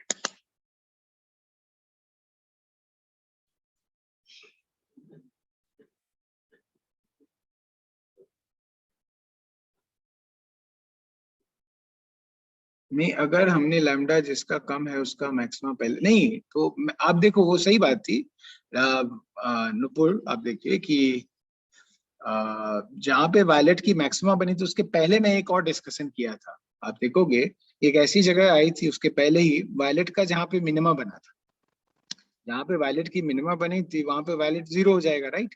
तो वहां पे आपको रेड डोमिनेट कर जाएगा, तो वहां पे आपको रेडिश टिंज दिखेगा, राइट? ओके, और उसके बाद ऑब्वियसली वायलेट का आपको मैक्सिमा दिखेगा, उसके बाद दिखेगा वायलेट का मैक्सिमा, और वहीं पे रेड का मिनिमा था, वहां पे वायलेट दिखेगा।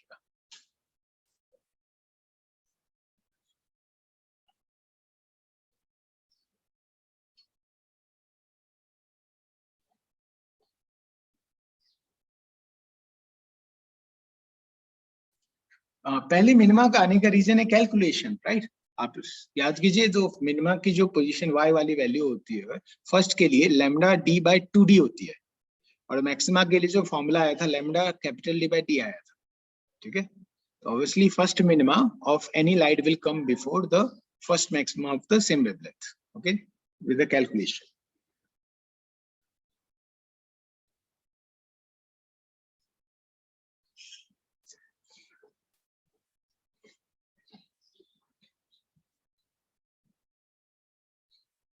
यस, चलिए अब आगे बढ़ते हैं। ऑब्वियसली यहाँ पे मुझे इसकी इक्वेशन तो पता थी, ये वाली और ये वाली इक्वेशन पता थी। अब इसके लिए इक्वेशन लिखते हैं।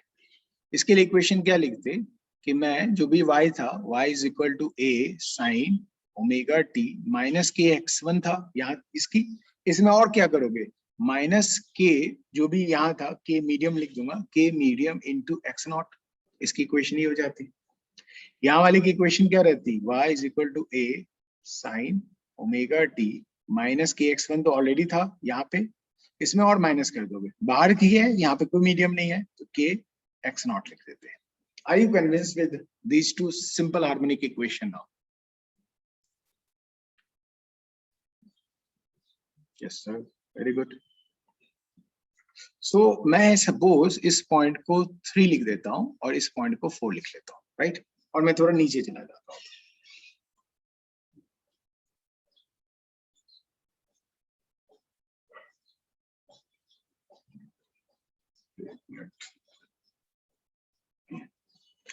तो अब इसे मैं y3 लिख लेता हूँ, ये y4 है। अब देखो y3 की वैल्यू मुझे क्या आई, a sine omega t minus k x1 minus के m x not, and y4 जो आया मुझे वो आया a sine omega t minus k x1 minus के x नॉट, राइट? तो मैं फेज डिफरेंस निकालने की कोशिश करूं तो आप दोनों को माइनस कर लोगे, राइट? तो ऑब्वियसली km की वैल्यू इससे ज्यादा होगी तो ये माइनस वो कर देता हूँ, ये माइनस वो, राइट? तो ये सब कैंसिल हो जाता। अब देखते हैं यहाँ पे आ जाता km x नॉट माइनस के x नॉट, राइट? तो आप लिख सकते थे km माइनस के x not, it is the phase difference, right? And if you know the phase difference, you can find out the whether maxima or minima will be formed, okay, right? अब हमारी आदत हो गई है कि एक minute, right, हमारी आदत हो गई कि पाथ डिफरेंस के टर्म में सोचने की, राइट? तो मैं कहाँ पे, मान लो बाहर में एयर ही है या वैक्यूम ही है तो वहीं पे करने वाला, इसको मैं क्या लिख सकता था, फेज डिफरेंस और पाथ डिफरेंस में याद है 2 pi by lambda into delta x लिख लेता। के मीडियम को क्या लिख सकता था, याद है, mu by k minus k into x naught, right? इसे लिख सकता था 2 pi by lambda is equal to, k बाहर कर लेता तो वो 2 पाई बाय लैम्डा हो जाती, म्यू माइनस 1 एक्स नॉट हो जाती। Are you okay with this? So can I write path difference generated is mu minus 1 into x naught? ये हो गई है।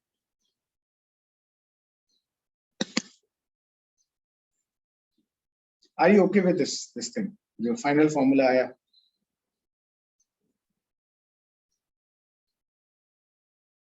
Yes. Okay. Very good. Very good. तो ये फॉर्मूला मुझे कहाँ से आया, ये कैलकुलेशन से आया, है ना? बाद में मैं क्या करूंगा, आपको बेसिक्स याद रखना है आईआईटी पॉइंट ऑफ व्यू से, okay? For IIT point of view you must know how I have got this formula, because that is very very important, okay? कुछ बच्चे यही याद कर लेते हैं तो बहुत सारे क्वेश्चन में काम चल जाता है, बट आईआईटी कभी भी ट्विस्ट कर सकता है क्वेश्चन को, तो आपको फेज के मेथड से समझने की जरूरत है, That is very very important. Okay, ये किसी बच्चे ने raise किया था. Yeah, sir no? वो 0.3 पे omega T minus k x1 minus के मीडियम x0 कैसे है, मुझे थोड़ा नहीं समझा. आप ऐसे देखिए ना, जब SHM इक्वेशन से ही आप वेव इक्वेशन लिखते थे ना, आप पॉजिटिव x डायरेक्शन जाते तो माइनस के x लिखते चले जाते, राइट? Yes sir. हाँ यस, वही किया. मुझे यहाँ पे मान लो मैंने इसको लिख दिया था y is equal to a sin omega t ले लिया था, राइट? तो यहाँ का Yes. इक्वेशन लिखना तो क्या लिखते, a sin omega t minus के x, सपोज ये लेंथ x था, राइट? ये यस x1 था, लेट ये x1 था. फर्दर और लिखना है आपको, यहाँ की सिंपल हार्मोनिक इक्वेशन लिखनी है, तो आप माइनस जो भी के आ रहा है इनटू जो भी लेंथ ट्रेवल किया है वो लिख दो. तो मैंने यहाँ की इक्वेशन 1 की पता थी और 3 की लिखनी है, तो जो भी रास्ते का मीडियम आ रहा है उसका के इनटू जो भी आपने लेंथ ट्रेवल किया वो लिखते जाओ, है ना? इस तरह से इक्वेशन लिखते हैं, है ना? यस ये आपने वेव इक्वेशन में ये सब में पढ़ा होगा. चलिए आगे बढ़ते हैं हम लोग. जस्ट आई होप आपने लिख लिया वो ये सब, राइट? Yes, okay. चलिए हम लोग, ये तो एक जनरल फॉर्मूला है मेरा, delta x is equal to mu naught minus mu one into x naught. Means इसको मैं समराइज करूं, जो मैंने बोला उसे आप याद रखना है आपको, तो मैं नोट लिख लेता हूं. सिंपल है. सपोज ये एक्स नॉट था और इसकी रिफ्रैक्टिव इंडेक्स म्यू थी, राइट? और लाइट यहाँ से यहाँ जा रहा था, यहाँ से ऐसा जा रहा था, और एक लाइट बाहर से जा रही थी, मीडियम से नहीं जा रही थी, मीन्स वैक्यूम से जा रही थी, राइट? सपोज ये 1 था और ये 2 था, तो पार्ट डिफरेंस बिटवीन 1 एंड 2 0 ही था, राइट? डिफरेंस बिटवीन 1 एंड 2 0 थी, राइट? और सपोज इसे 3 लिखा और इसे 4 लिखा मैंने, मैं लिखूंगा path difference between 3 and 4 would be equal to mu minus 1 into x naught. ये मैंने बोला आपको. और 3 की पाथ जो है 4 से ज्यादा थी, है ना? तो मैं इसे लिखता path 3 minus path of 4. Okay, ये मैंने समराइज किया था, राइट? एक जनरल केस ले लेते हैं. मान लो वो सारी कैलकुलेशन आप करते बैठते, ठीक है? एक जनरल केस ले लेते हैं. सपोज ये म्यू ऑफ 1 है और बाहर में भी एक और दूसरा स्लैब ले लिया आपने, वो म्यू ऑफ 2 है. ओके, लाइट ऐसे जा रही है, इससे लाइट ऐसे जा रही है. सपोज ये 1 है और ये 2 है, तो 1 एंड 2 का पाथ तो इक्वल हो जाता, 3 एंड 4 का पाथ. ओके, 3 एंड 4 का पाथ अलग हो जाता, राइट? तो 3 एंड 4 का पाथ, इफ ये x लिखते आप, x लिखते और बाहर की मीडियम नॉट थी, राइट? बाहर की मीडियम, सपोज बाहर की मीडियम का रिफ्रैक्टिव इंडेक्स म्यू नॉट होता, मैं जनरल लिख रहा हूँ, आप सेम करके निकाल सकते हो. तो 3 एंड 4 के बीच का जो पाथ डिफरेंस आता, वो आ जाती है आपको mu 1 upon mu naught minus mu 2 upon mu naught into x. If ये x नॉट है तो मैं x नॉट लिख लेता हूँ. सेम कैलकुलेशन करते तो आपको ये आता.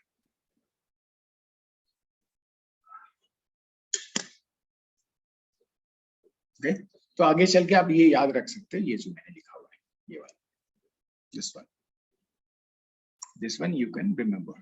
ओके, और ज्यादातर क्वेश्चन तो आपको इसी से सॉल्व हो जाता है. आपको ये तो बहुत रेयर दिखेगा आपको,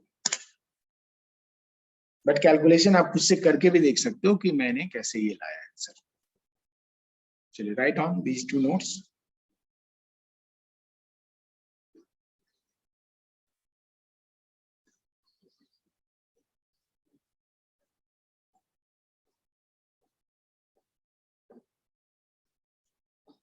सर वो दोनों सेम टाइम पे कैसे पहुंच रहे हैं वहां पे?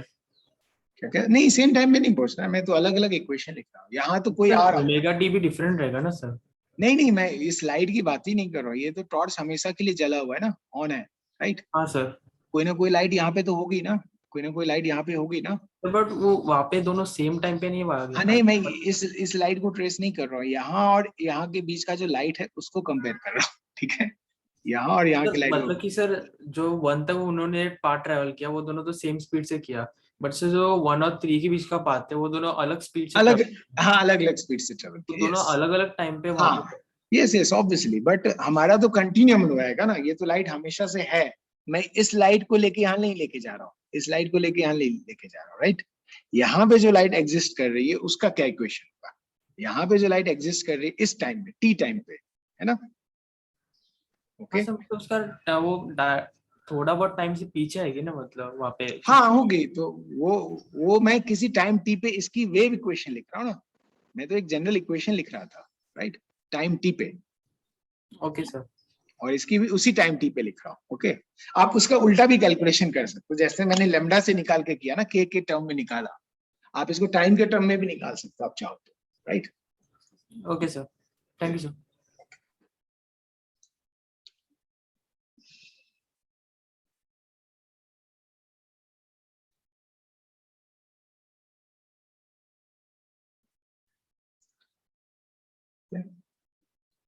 देखो ये 3 and 4 का जो ये वाला पार्ट है उसी को मैंने यहाँ पे लिख दिया समराइज फॉर्म में, फिर मैं ये जनरल फॉर्म लिख दिया कि if आपको जनरल कभी सेम थिकनेस का दो आ जाए और बाहर की मीडियम अलग हो, अंदर का मीडियम अलग अलग हो, तो इंटरफेरेंस तो म्यू नॉट पे हो रहा होगा, राइट। तो आप पहला जो मैंने किया हुआ है उसी को करोगे तो आपको ये फॉर्मूला आ जाएगा, ठीक है। तो 3 का मीडियम देखो म्यू नॉट है, म्यू वन है, और बाहर में म्यू नॉट है, तो आप mu one upon mu naught इसकी एक्स्ट्रा पाथ हो जाएगी, और इसकी mu two upon mu naught इसकी एक्स्ट्रा पाथ हो जाएगी। आप घर पे बैठ के कर सकते हो, पहले का जो कैलकुलेशन है ना वैसे करेंगे तो आपको आएगा। ओके,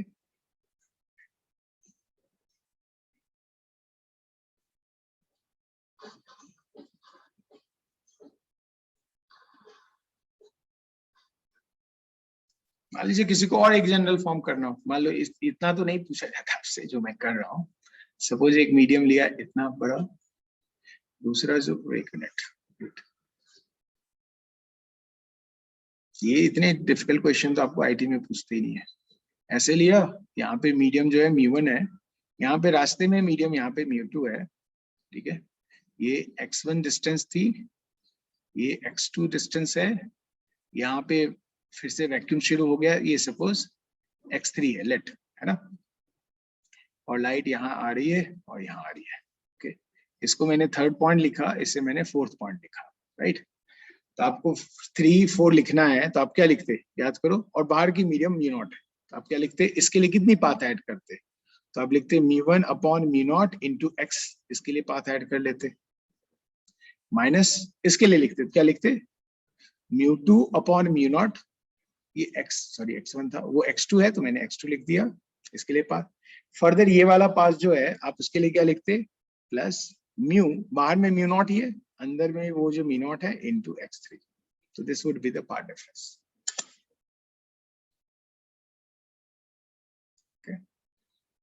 तो ये बिल्कुल जनरल मैंने लिख दिया, ये बिल्कुल जनरल लिख दिया आपको, ठीक है।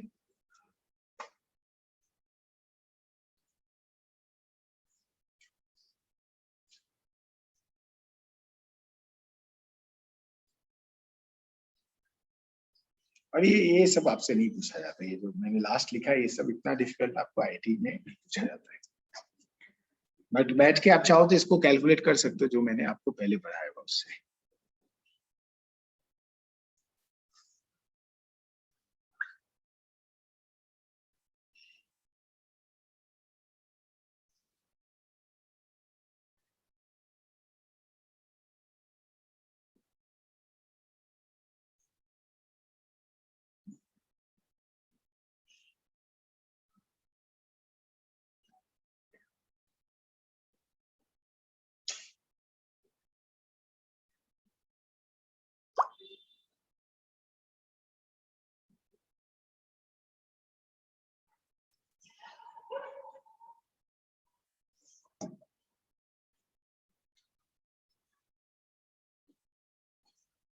नहीं, मैंने बाहर में कुछ नहीं लिखा, देखो ना, म्यू थ्री जो नहीं लिया ना मैंने, तो छोड़ दिया, जो बाहर की मीडियम वही छोड़ दिया, राइट, है ना। आप म्यू थ्री लिखते इफ यहाँ पे मैं अलग मीडियम म्यू थ्री ले लेता तो, राइट। ओके,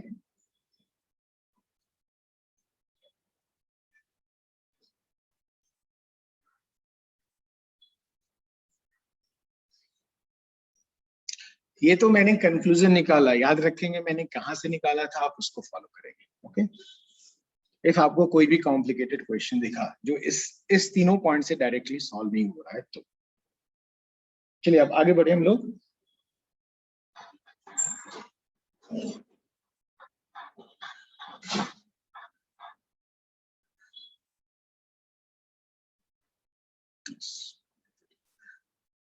चलिए अब एग्जाम्पल ले लेते हैं हम लोग, जो पढ़ना है हमें।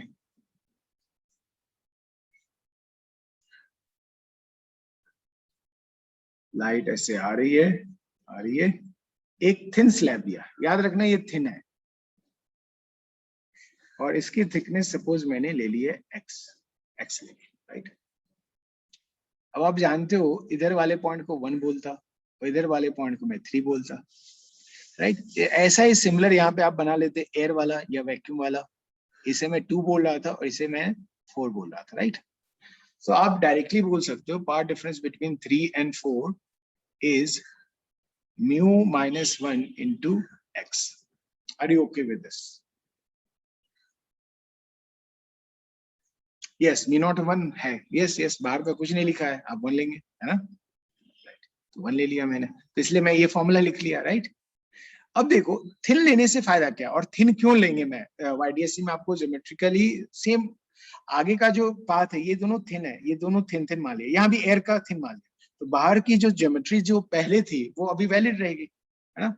बाहर की ज्योमेट्री याद है आपको। अब मैं क्या करूंगा, देखो यहाँ पे 3rd पॉइंट है, यहाँ पे 4th पॉइंट है, इसका मिड पॉइंट ये है, और कोई भी पॉइंट मैं P यहाँ पे लूंगा जो कि यहाँ से थीटा एंगल पे होगा, तो मैं यहाँ का पार्ट डिफरेंस ले लूंगा D sin theta. Okay, thin slab लेने से फायदा ये है कि बाकी का जो कैलकुलेशन होगा, जो पहले करके रखा ज्योमेट्रिक कैलकुलेशन, वो अभी भी वैलिड होगा। ओके, चलिए अभी पहले हम लोग ओ पे आ जाते हैं,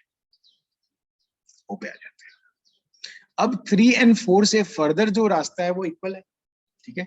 लेकिन ऑलरेडी आप जानते हैं, ऑलरेडी आप यहाँ पे ने पढ़ा है कि यहाँ पे ऑलरेडी ये पार्ट डिफरेंस कितनी की आ चुकी है, इतनी आ चुकी है, तो पॉइंट ओ पे पार्ट डिफरेंस जो होगा इस केस में म्यू माइनस 1 into x हो जाएगा, राइट। ओके, तो क्या पॉइंट ओ पे अभी सेंट्रल मैक्सिमा होगी, तो योर आंसर विल नो, ठीक है। यहाँ पे सेंट्रल मैक्सिमा अब नहीं होगी, आप किसी भी एक जगह पे स्लैब रख देंगे तो नहीं है। ऑलरेडी हम लोग जानते हैं कि 3 का पाथ बड़ा है 4 से, राइट, मेरे कैलकुलेशन के अकॉर्डिंग, तो 3 ने ऑलरेडी ज्यादा चला हुआ है 4 से, राइट। तो आप बताइए सेंट्रल मैक्सिमा ओ से ऊपर होगा या नीचे होगा, विद दैट थिंग, ओ से ऊपर होगा या ओ से नीचे होगा, ऊपर, वेरी सिंपल, है ना, ओ से ऊपर होना चाहिए, वेरी गुड। तो लेट मान लेते कहीं पे है पी पॉइंट पे, यहाँ पे मेरा अभी सेंट्रल मैक्सिमा है, मीन्स ये तो समझ में आया जिधर मैंने स्लैब लगा लिया उधर ही सेंट्रल मैक्सिमा खिसक जाता है, राइट। अच्छा, मान लो मैंने इससे यहाँ से देखो ध्यान से, ये मैंने आपको लिख दिया, ये थीटा एंगल है, राइट। तो यहाँ पे ज्योमेट्रिकली आप देखो 3 से, आप देखो ज्योमेट्रिकली आप 3 से P पे पहुंचते और 4 से P पे पहुंचते, कहना right. 4P minus 3P path wise जो होता वो D sin थीटा होता, कहना राइट, दिस कंफर्म कीजिए। 4P minus 3P would be D sin theta. Yes, geometry पहले वाली हमारी वैलिड है और उसको याद भी रखूंगा, ये वाली ज्योमेट्री बहुत ही अच्छी ज्योमेट्री है, राइट। और इफ ये अप्रोक्सीमेटली कभी कभी मैं D tan थीटा के इक्वल लिख सकता हूँ या dy by d की लिख सकता हूँ, ये कब लिखूंगा, जब थीटा स्मॉल है तो अदरवाइज नहीं लिखूंगा मैं, राइट। चलिए बढ़िया है। तो इसका मतलब क्या हुआ कि हमारे लिए इफ पॉइंट P पे सेंट्रल मैक्सिमा है तो यहाँ पे नेट पार्ट डिफरेंस 0 होना चाहिए, राइट, राइट, हाँ बिल्कुल सही है। इफ नेट पाथ डिफरेंस 0 होना चाहिए तो 3 ने पहले से इतना ज्यादा चला हुआ था, राइट, फर्दर 4 ने अब इतना ज्यादा चल लिया, राइट, और वहां पे दोनों का पाथ इक्वल होने के लिए आप क्या कंडीशन लिखते हैं, आप लिखते हैं ना, for central maxima eight P you would write that mu minus 1 into x is equal to D sin theta, right? This is my formula, if you understand this.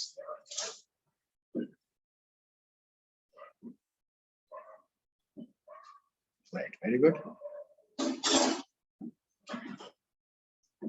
और मैं सॉल्व वॉल्व करके देखता, इफ मैंने देखा theta very small है, तो इसी को आप लिख लेते कि mu minus 1 into x is equal to D Y by capital D लिख लेते। इस तरह से y की वैल्यू आ जाती D mu minus 1 x upon small D. ये कब होगा लेकिन जब थीटा स्मॉल, अदरवाइज आप इससे सॉल्व करते हैं। ओके, चलिए लिख लीजिए इसे।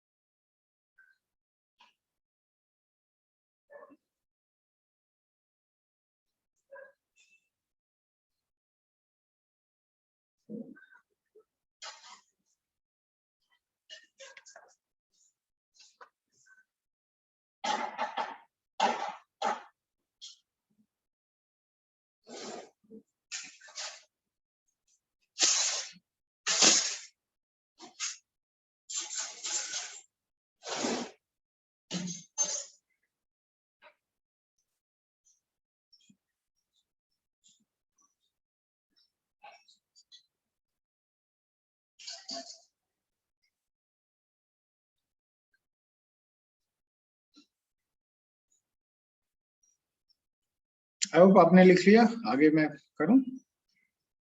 Yes, very good. लेट मैं कुछ वैल्यू ले लेता हूं फिर से एग्जांपल, यहाँ पे मैं कुछ वैल्यूज ले लेता हूं एग्जांपल में। सपोज म्यू को मैंने 1.5 ले लिया, एक्स को 1 मिलीमीटर ले लिया, लैम्डा को मैंने ले लिया 5000 एंगस्ट्रॉम ले लिया, राइट। तो आप बताइए एट ओ जो है इस केस में power difference mu minus 1 half हो गया इंटू एक्स 1 मिलीमीटर हो गया। इसको आप लिख सकते थे 1 मिलीमीटर, इसको लैम्डा में के टर्म में कर देते 2000 मींस 1000 लैम्डा हो जाती। Are you okay with this?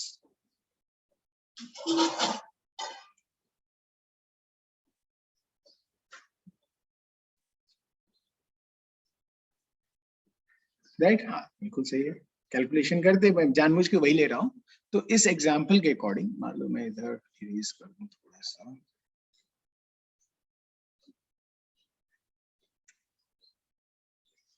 With this example मैं यहाँ पे लिख सकता हूँ कि ये 1000 लैम्डा है। ऑब्वियसली यहाँ पावर डिफरेंस 0 है, तो मैं पूछता number of maxima between O and P. आप फिर से कहते सर 999 होता। मैं पूछता number of minima between O and P, कहते 1000 होता, राइट। सिंपल, ये मैक्सिमा मिनिमा कैलकुलेट कर सकते थे आप, आसान है। ओके, चलिए लिख लीजिए छोटा सा पॉइंट, एग्जाम्पल वाला पॉइंट जो हमने व्हाइट से लिखा है।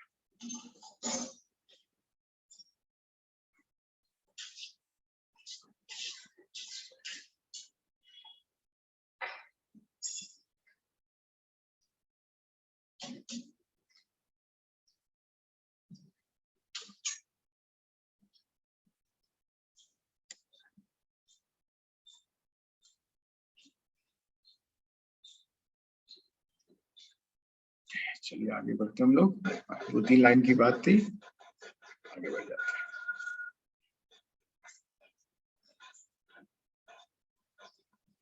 हैं। चलिए एग्जाम्पल आप लिखते हैं फिर से।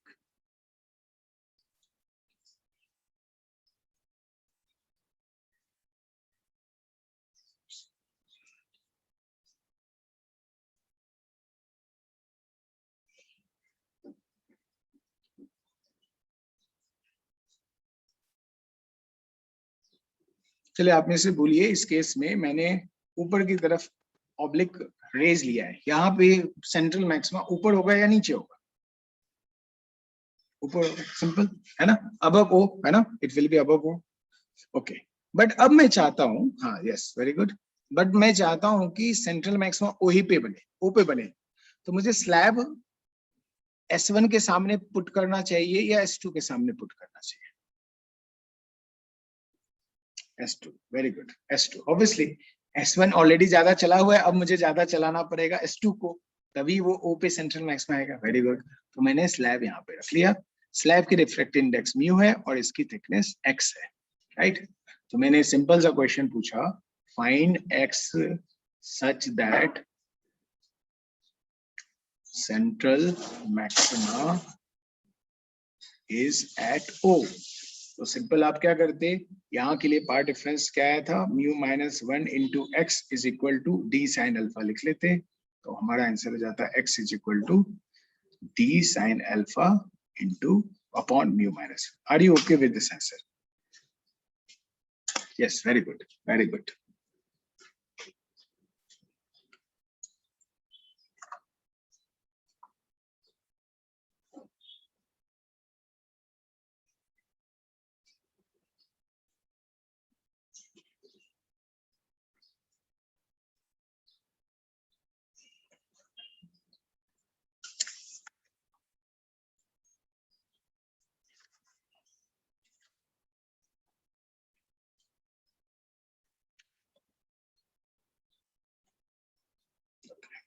चलिए आगे बढ़ जाते हैं हम लोग।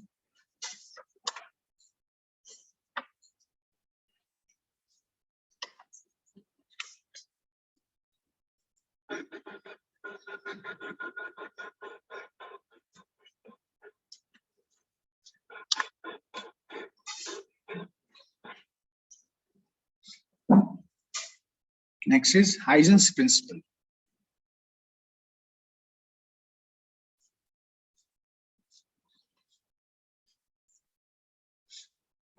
ये प्रिंसिपल जो है ज्योमेट्रिकली सही रिजल्ट दे देता है, बट इनका कहना बिल्कुल सही नहीं था, right.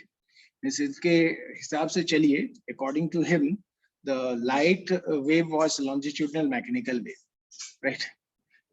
According to Huygens, light wave is longitudinal mechanical wave।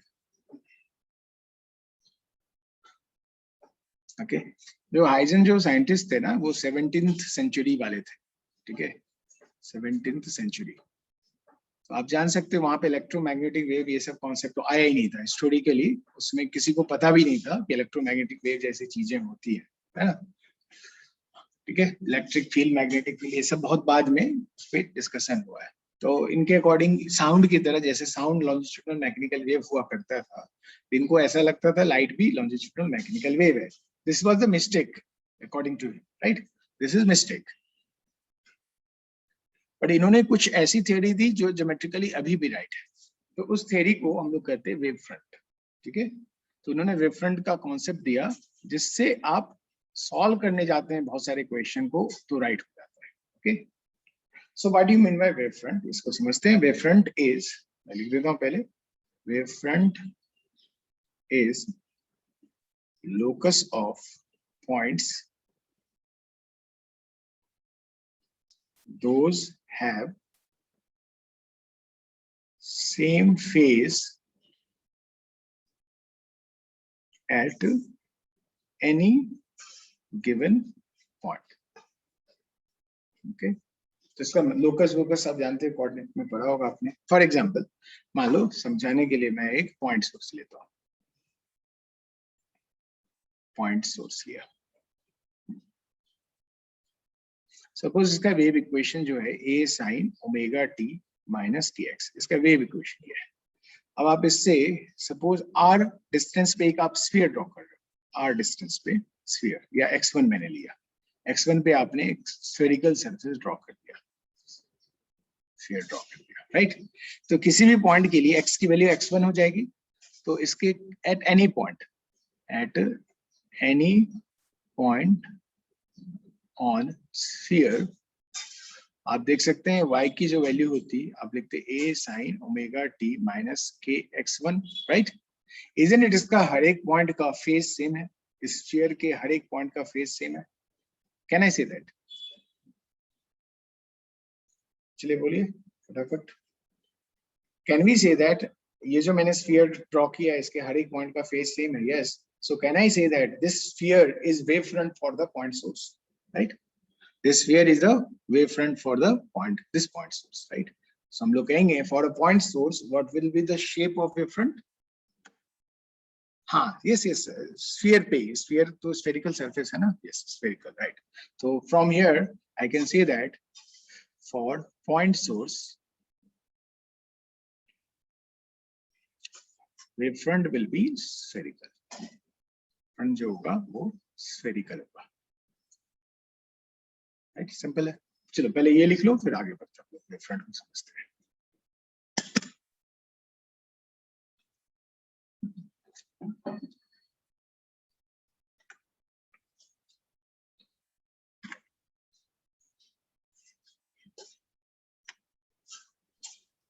Sir मुझे ऊपर के एग्जांपल्स में डाउट है। ओके, कि, इसके पहले हाइजेंस के पहले वाला, राइट? Yes sir. सर जब भी हम लोग स्लैब लगाएंगे तो लाइट का मतलब स्पीड स्लो होगा ना ज्यादा? हाँ स्लो होगी, यस, उस मीडियम के अंदर बस, है ना? तो सर आप एक मिनट स्क्रॉल अप करेंगे? ओके वेट, ये वाले में, राइट? Yes sir. तो सर मतलब S1 आगे चल रहा है ना, तो हम लोग म्यू मतलब अपना नहीं नहीं स्लैब। देखो, आप ऐसे सोचो, ऐसे आप वो अलग इस ऐसे पार्टिकल की तरह मत सोचो ना, यहाँ पे लगातार लाइट आती जा रही है ना? आप ऐसे सोचो कि इनफाइनाइट पार्टिकल्स यहाँ से चल रहे, इनफाइनाइट पार्टिकल्स यहाँ से चल रहे, राइट? ऐसे सोचो फिर, अब वन पार्टिकल की तरह मत सोचो। अब ओ पे सपोज इंटरफेरेंस कराना है, ओ पे साइमल्टेनियसली वो रे लोगे ना जो यहाँ और यहाँ से डायरेक्ट वहां पे पहुंच रही है, ओ पे जो पहुंचने वाली रे है, राइट? आप लैगिंग वाला कॉन्सेप्ट नहीं ले सकते ना टाइम लैग का। आप यहाँ पे ओ पे इफ इंटरफेरेंस हो रहा है, ओ पे दो रे S1 S2 से साइमल्टेनियसली पहुंचनी चाहिए तभी तो होगा, right? Yes Yes, so we are talking about the two wave from S1 S2 which are simultaneously reaching the point O, right? Okay, तो एक किसी टाइम टी पे इंटरफेरेंस ले सकते हो ना, आप ऐसे नहीं कर सकते ना T1 पे S1 सा वेव आया और T2 पे S2 का वेव आया, उन दोनों में इंटरफेरेंस होगा, उसका नहीं होगा ना interference, right? You are getting my point? Point O पे, हाँ फिर से गॉट इट ना? ओके, सर मतलब S1 माइनस S2 का जो मतलब delta x S1 minus S2 greater than 0 है ना? हाँ ऑब्वियसली S1 में ज्यादा पाथ चला यहाँ पे जो भी रे होगी, ऐसे समझो, ऐसे फिर से मैं आपको याद दिलाया, तो मैंने वो थोड़ा सा समझाया था आपको उसके पहले। सपोज इसका सोर्स का y is equal to a sin omega t, simple harmonic function, right? Yes obviously यहाँ पे जो भी रे अभी है t टाइम पे जो है, यहाँ पे भी t टाइम पे जो रे है उसकी मैं बात कर रहा हूँ। दोनों में फेज का डिफरेंस आ जाएगा ना, इस पॉइंट का फेज डिफरेंस अलग होगा, इसका अलग होगा, राइट? Yes sir. तो फेज डिफरेंस मतलब S1 का ज्यादा है ना फेज हाँ, मतलब? पाथ ज्यादा हो गया तो फेज ज्यादा हो जाएगा, ऐसे हम लोग एक लेके चले हैं, राइट? ओके, विद कैलकुलेशन में हम लोगों ने ऐसा देखा था, राइट? ओके, तो एक टाइम टी पे देखना है, ऐसे मत देखना है कि ये रे पहले पहुंच रहे और वो बाद में पहुंच रहे। वो दोनों जो फोटोन की तरह लोग, ये दोनों फोटोन जो अलग अलग टाइम पे आ रहा है, वो तो अलग अलग टाइम पे यहाँ पहुंचेगा ना, उन दोनों का तो इंटरफेरेंस ही नहीं होगा। हम लोग तो उस रे की बात करेंगे जो साइमल्टेनियसली यहाँ पे पहुंच रहा हो, इधर से और इधर से, राइट? एक ही टाइम पे पहुंच रहा हो, उसकी बात करेंगे। ओके, तो प्लीज टाइम लैग की तरह सोचने से आपको ज्यादा कंफ्यूजन होगा। ओके,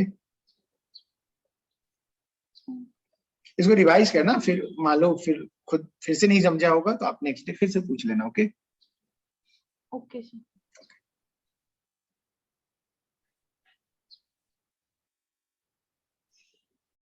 चलिए,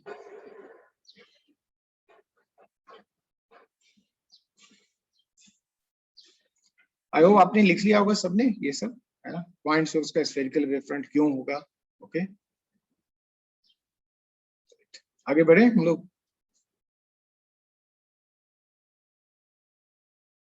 यस, चलिए आगे देखते हैं हम लोग। अब ये पॉइंट सोर्स तो मैंने लिख लिया, फर्स्ट एग्जांपल इसका वेव फ्रंट का पॉइंट सोर्स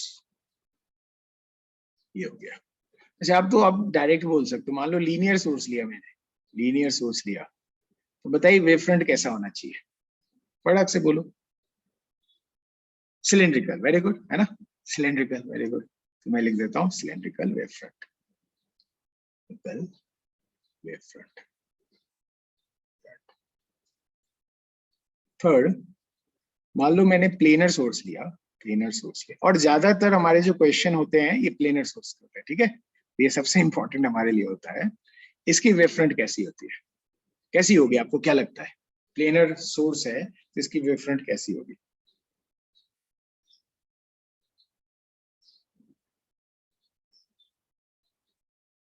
हाँ, प्लेन ही होगी, बिल्कुल, planar wave front, planar wave front. जिसको नहीं समझा आप ऐसे समझे, लीनियर सोर्स लिया, यहाँ पे आर रेडियस का आप इफ यहाँ पे सिलेंडर बना दोगे, राइट, सिलेंडर बना दोगे, इसके सबके लिए इक्वेशन, इफ इसका आपने y is equal to a sine omega t minus के एक्स लिखा था, इसके हर एक point, at all point of cylinder आप क्या लिखते हैं? y की value a sine omega t minus k R लिख देते, राइट। ओके, सबकी फेस सेम होती है सिलेंड्रिकल सरफेस पे, तो हम लोग इसका वेव फ्रंट सिलेंड्रिकल बोलते हैं। हाँ, इनफाइनाइट प्लेन, हाँ, जब मैं प्लेनर सोर्स बोल रहा हूँ तो इनफाइनाइट प्लेनर सोर्स, राइट। हाँ, पैरेलल होंगे, all the plane will be, wave front तो बहुत सारे हो जाएंगे ना, इनफाइनाइट, एक ऐसा थोड़ी स्फीयर, जैसे मैंने यहाँ एक स्फीयर बनाया, ऐसे तो बहुत सारे स्फीयर होंगे ना, तो हर एक स्फीयर अपने अपने में एक वेव फ्रंट है। ओके, तो वैसे ही आप मान लो प्लेनर सोर्स मैंने ऐसा लिया, इसके सामने ये सोर्स प्लेनर है, तो ये वेव फ्रंट भी इसके प्लेन पैरेलल होना चाहिए ऊपर से, है ना, पैरेलल होना चाहिए, ऐसे ऐसे वेव फ्रंट है, ये सब अलग अलग वेव फ्रंट है। ओके, और लाइट ऐसे ऐसे जा रही है हमारी।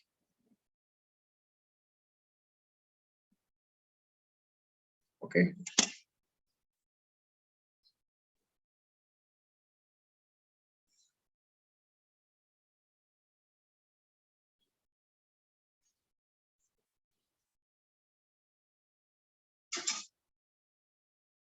और सारे ये जो वेव फ्रंट होंगे आपस में पैरेलल होंगे ना, प्लेनर वाले, राइट।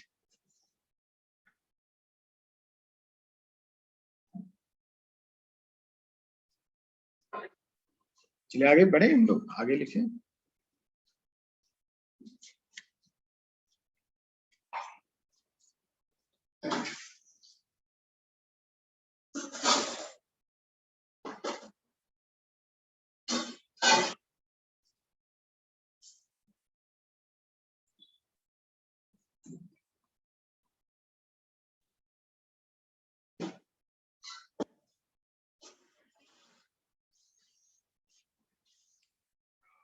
चलिए हम लोग नेक्स्ट पॉइंट पे जाएं।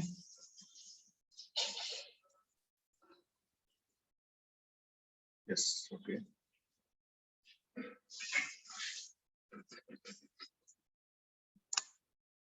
अब यहाँ पे दो इंपॉर्टेंट पॉइंट लिखे थे हम लोग। पहला important point, can I say that direction of propagation of wave, propagation of wave will be perpendicular to the wave front. Can I say that?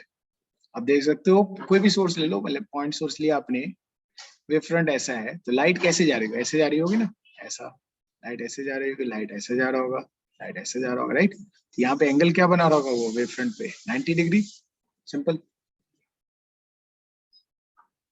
So direction of propagation of wave will be perpendicular to wave front. दूसरी बात, अब एक और बात समझो, ये source है, suppose ये सोर्स है, सोर्स से वेव फ्रंट के किसी भी पॉइंट तक लाइट को जाने में सेम टाइम लगेगा, राइट। ओके, राइट, तो हम लोग लिख सकते हैं time taken by light to travel from one wavefront to another wavefront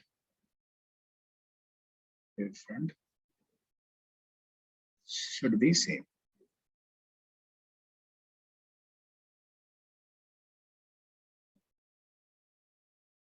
Or remain same.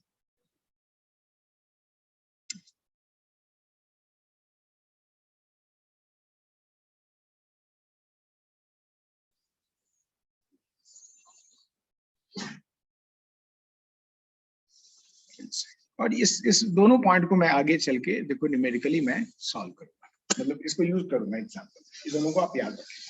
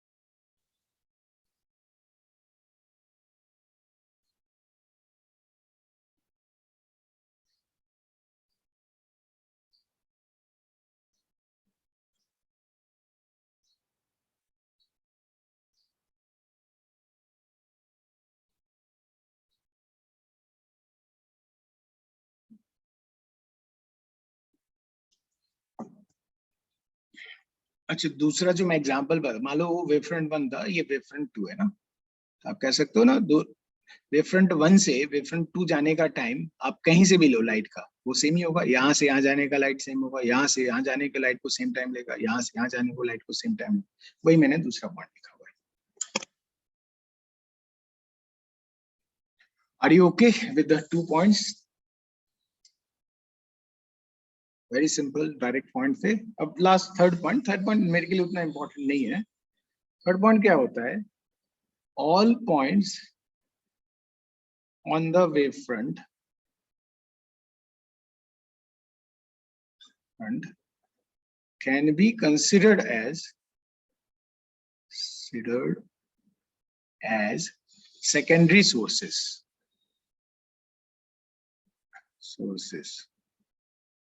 इसको हम लोग सेकेंडरी सोर्स ले सकते हैं। मैं कहना क्या चाह रहा हूँ, देखो, ये रियल सोर्स था, रियल पॉइंट सोर्स था। एक मिनट,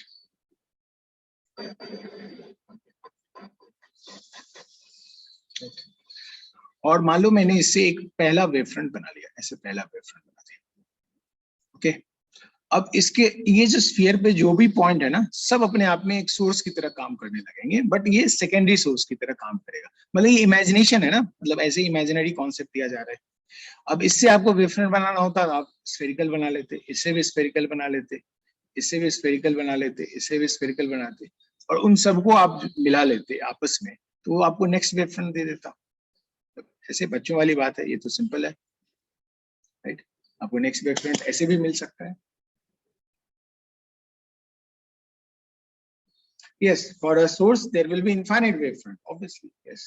And आप इनके अकॉर्डिंग, हाइजन के अकॉर्डिंग, राइट, वो जो भी वेवफ्रंट आप बना रहे हैं उसका हर एक पॉइंट को आप एक अलग से सोर्स मान सकते हो। ओके, अलग से सोर्स मान सकते हो। Okay, numerically that is not going to be important for me, that is मतलब सिंपल है। हाँ, लेकिन आपको फेज भी, वेवफ्रंट के लिए फेज भी सेम होना चाहिए ना। तो यहाँ पे मान लो आपने इन सबको सोर्स मान लिया, सबकी फेज सेम है, तो आगे आप उतने ही रेडियस का बनाओगे ना, सबके लिए सेम रेडियस लोगे, तभी तो सबका उस वेवफ्रंट पे सबकी फेज सेम होगी, है ना। The original, if remember the original definition of wavefront, wavefront के हर एक पॉइंट पे फेज सेम होना चाहिए, राइट? ओके, तो मुझे इसके लिए जितना मैं आर लूंगा, इसके लिए उतना ही आर लेना पड़ेगा, और इसके लिए उतनी आर लेनी होगी, इसके लिए उतना ही आर लूंगा, तभी इसके येलो वाले जो स्फीयर बना है उसके हर एक पॉइंट की फेज सेम होगी, राइट? अदरवाइज तो फेज सेम ही नहीं होगा। Are you okay with this, Vedant? Yes, okay. तो ओरिजिनल डेफिनेशन तो है ना, ऑब्वियसली मैं ये थर्ड पॉइंट का बहुत ज्यादा यूज नहीं करने वाला हूँ, ओके, न्यूमेरिकली। बोर्ड्स में ये सब लिखा था।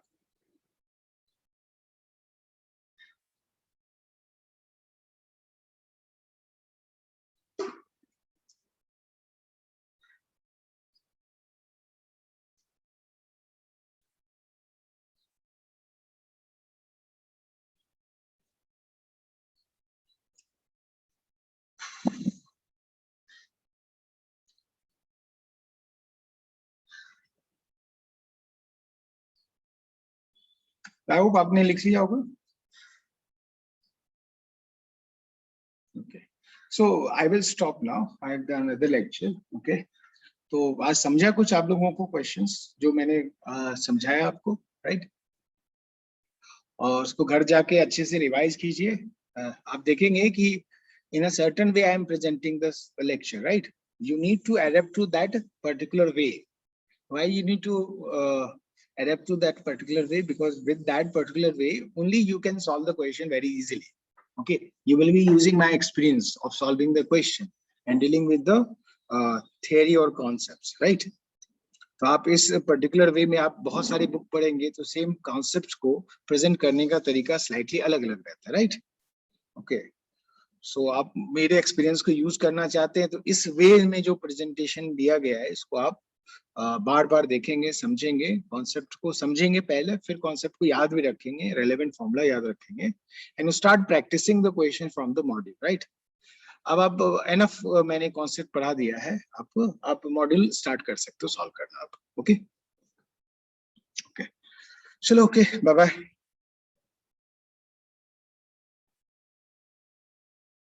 चलो, थैंक यू टू ऑल।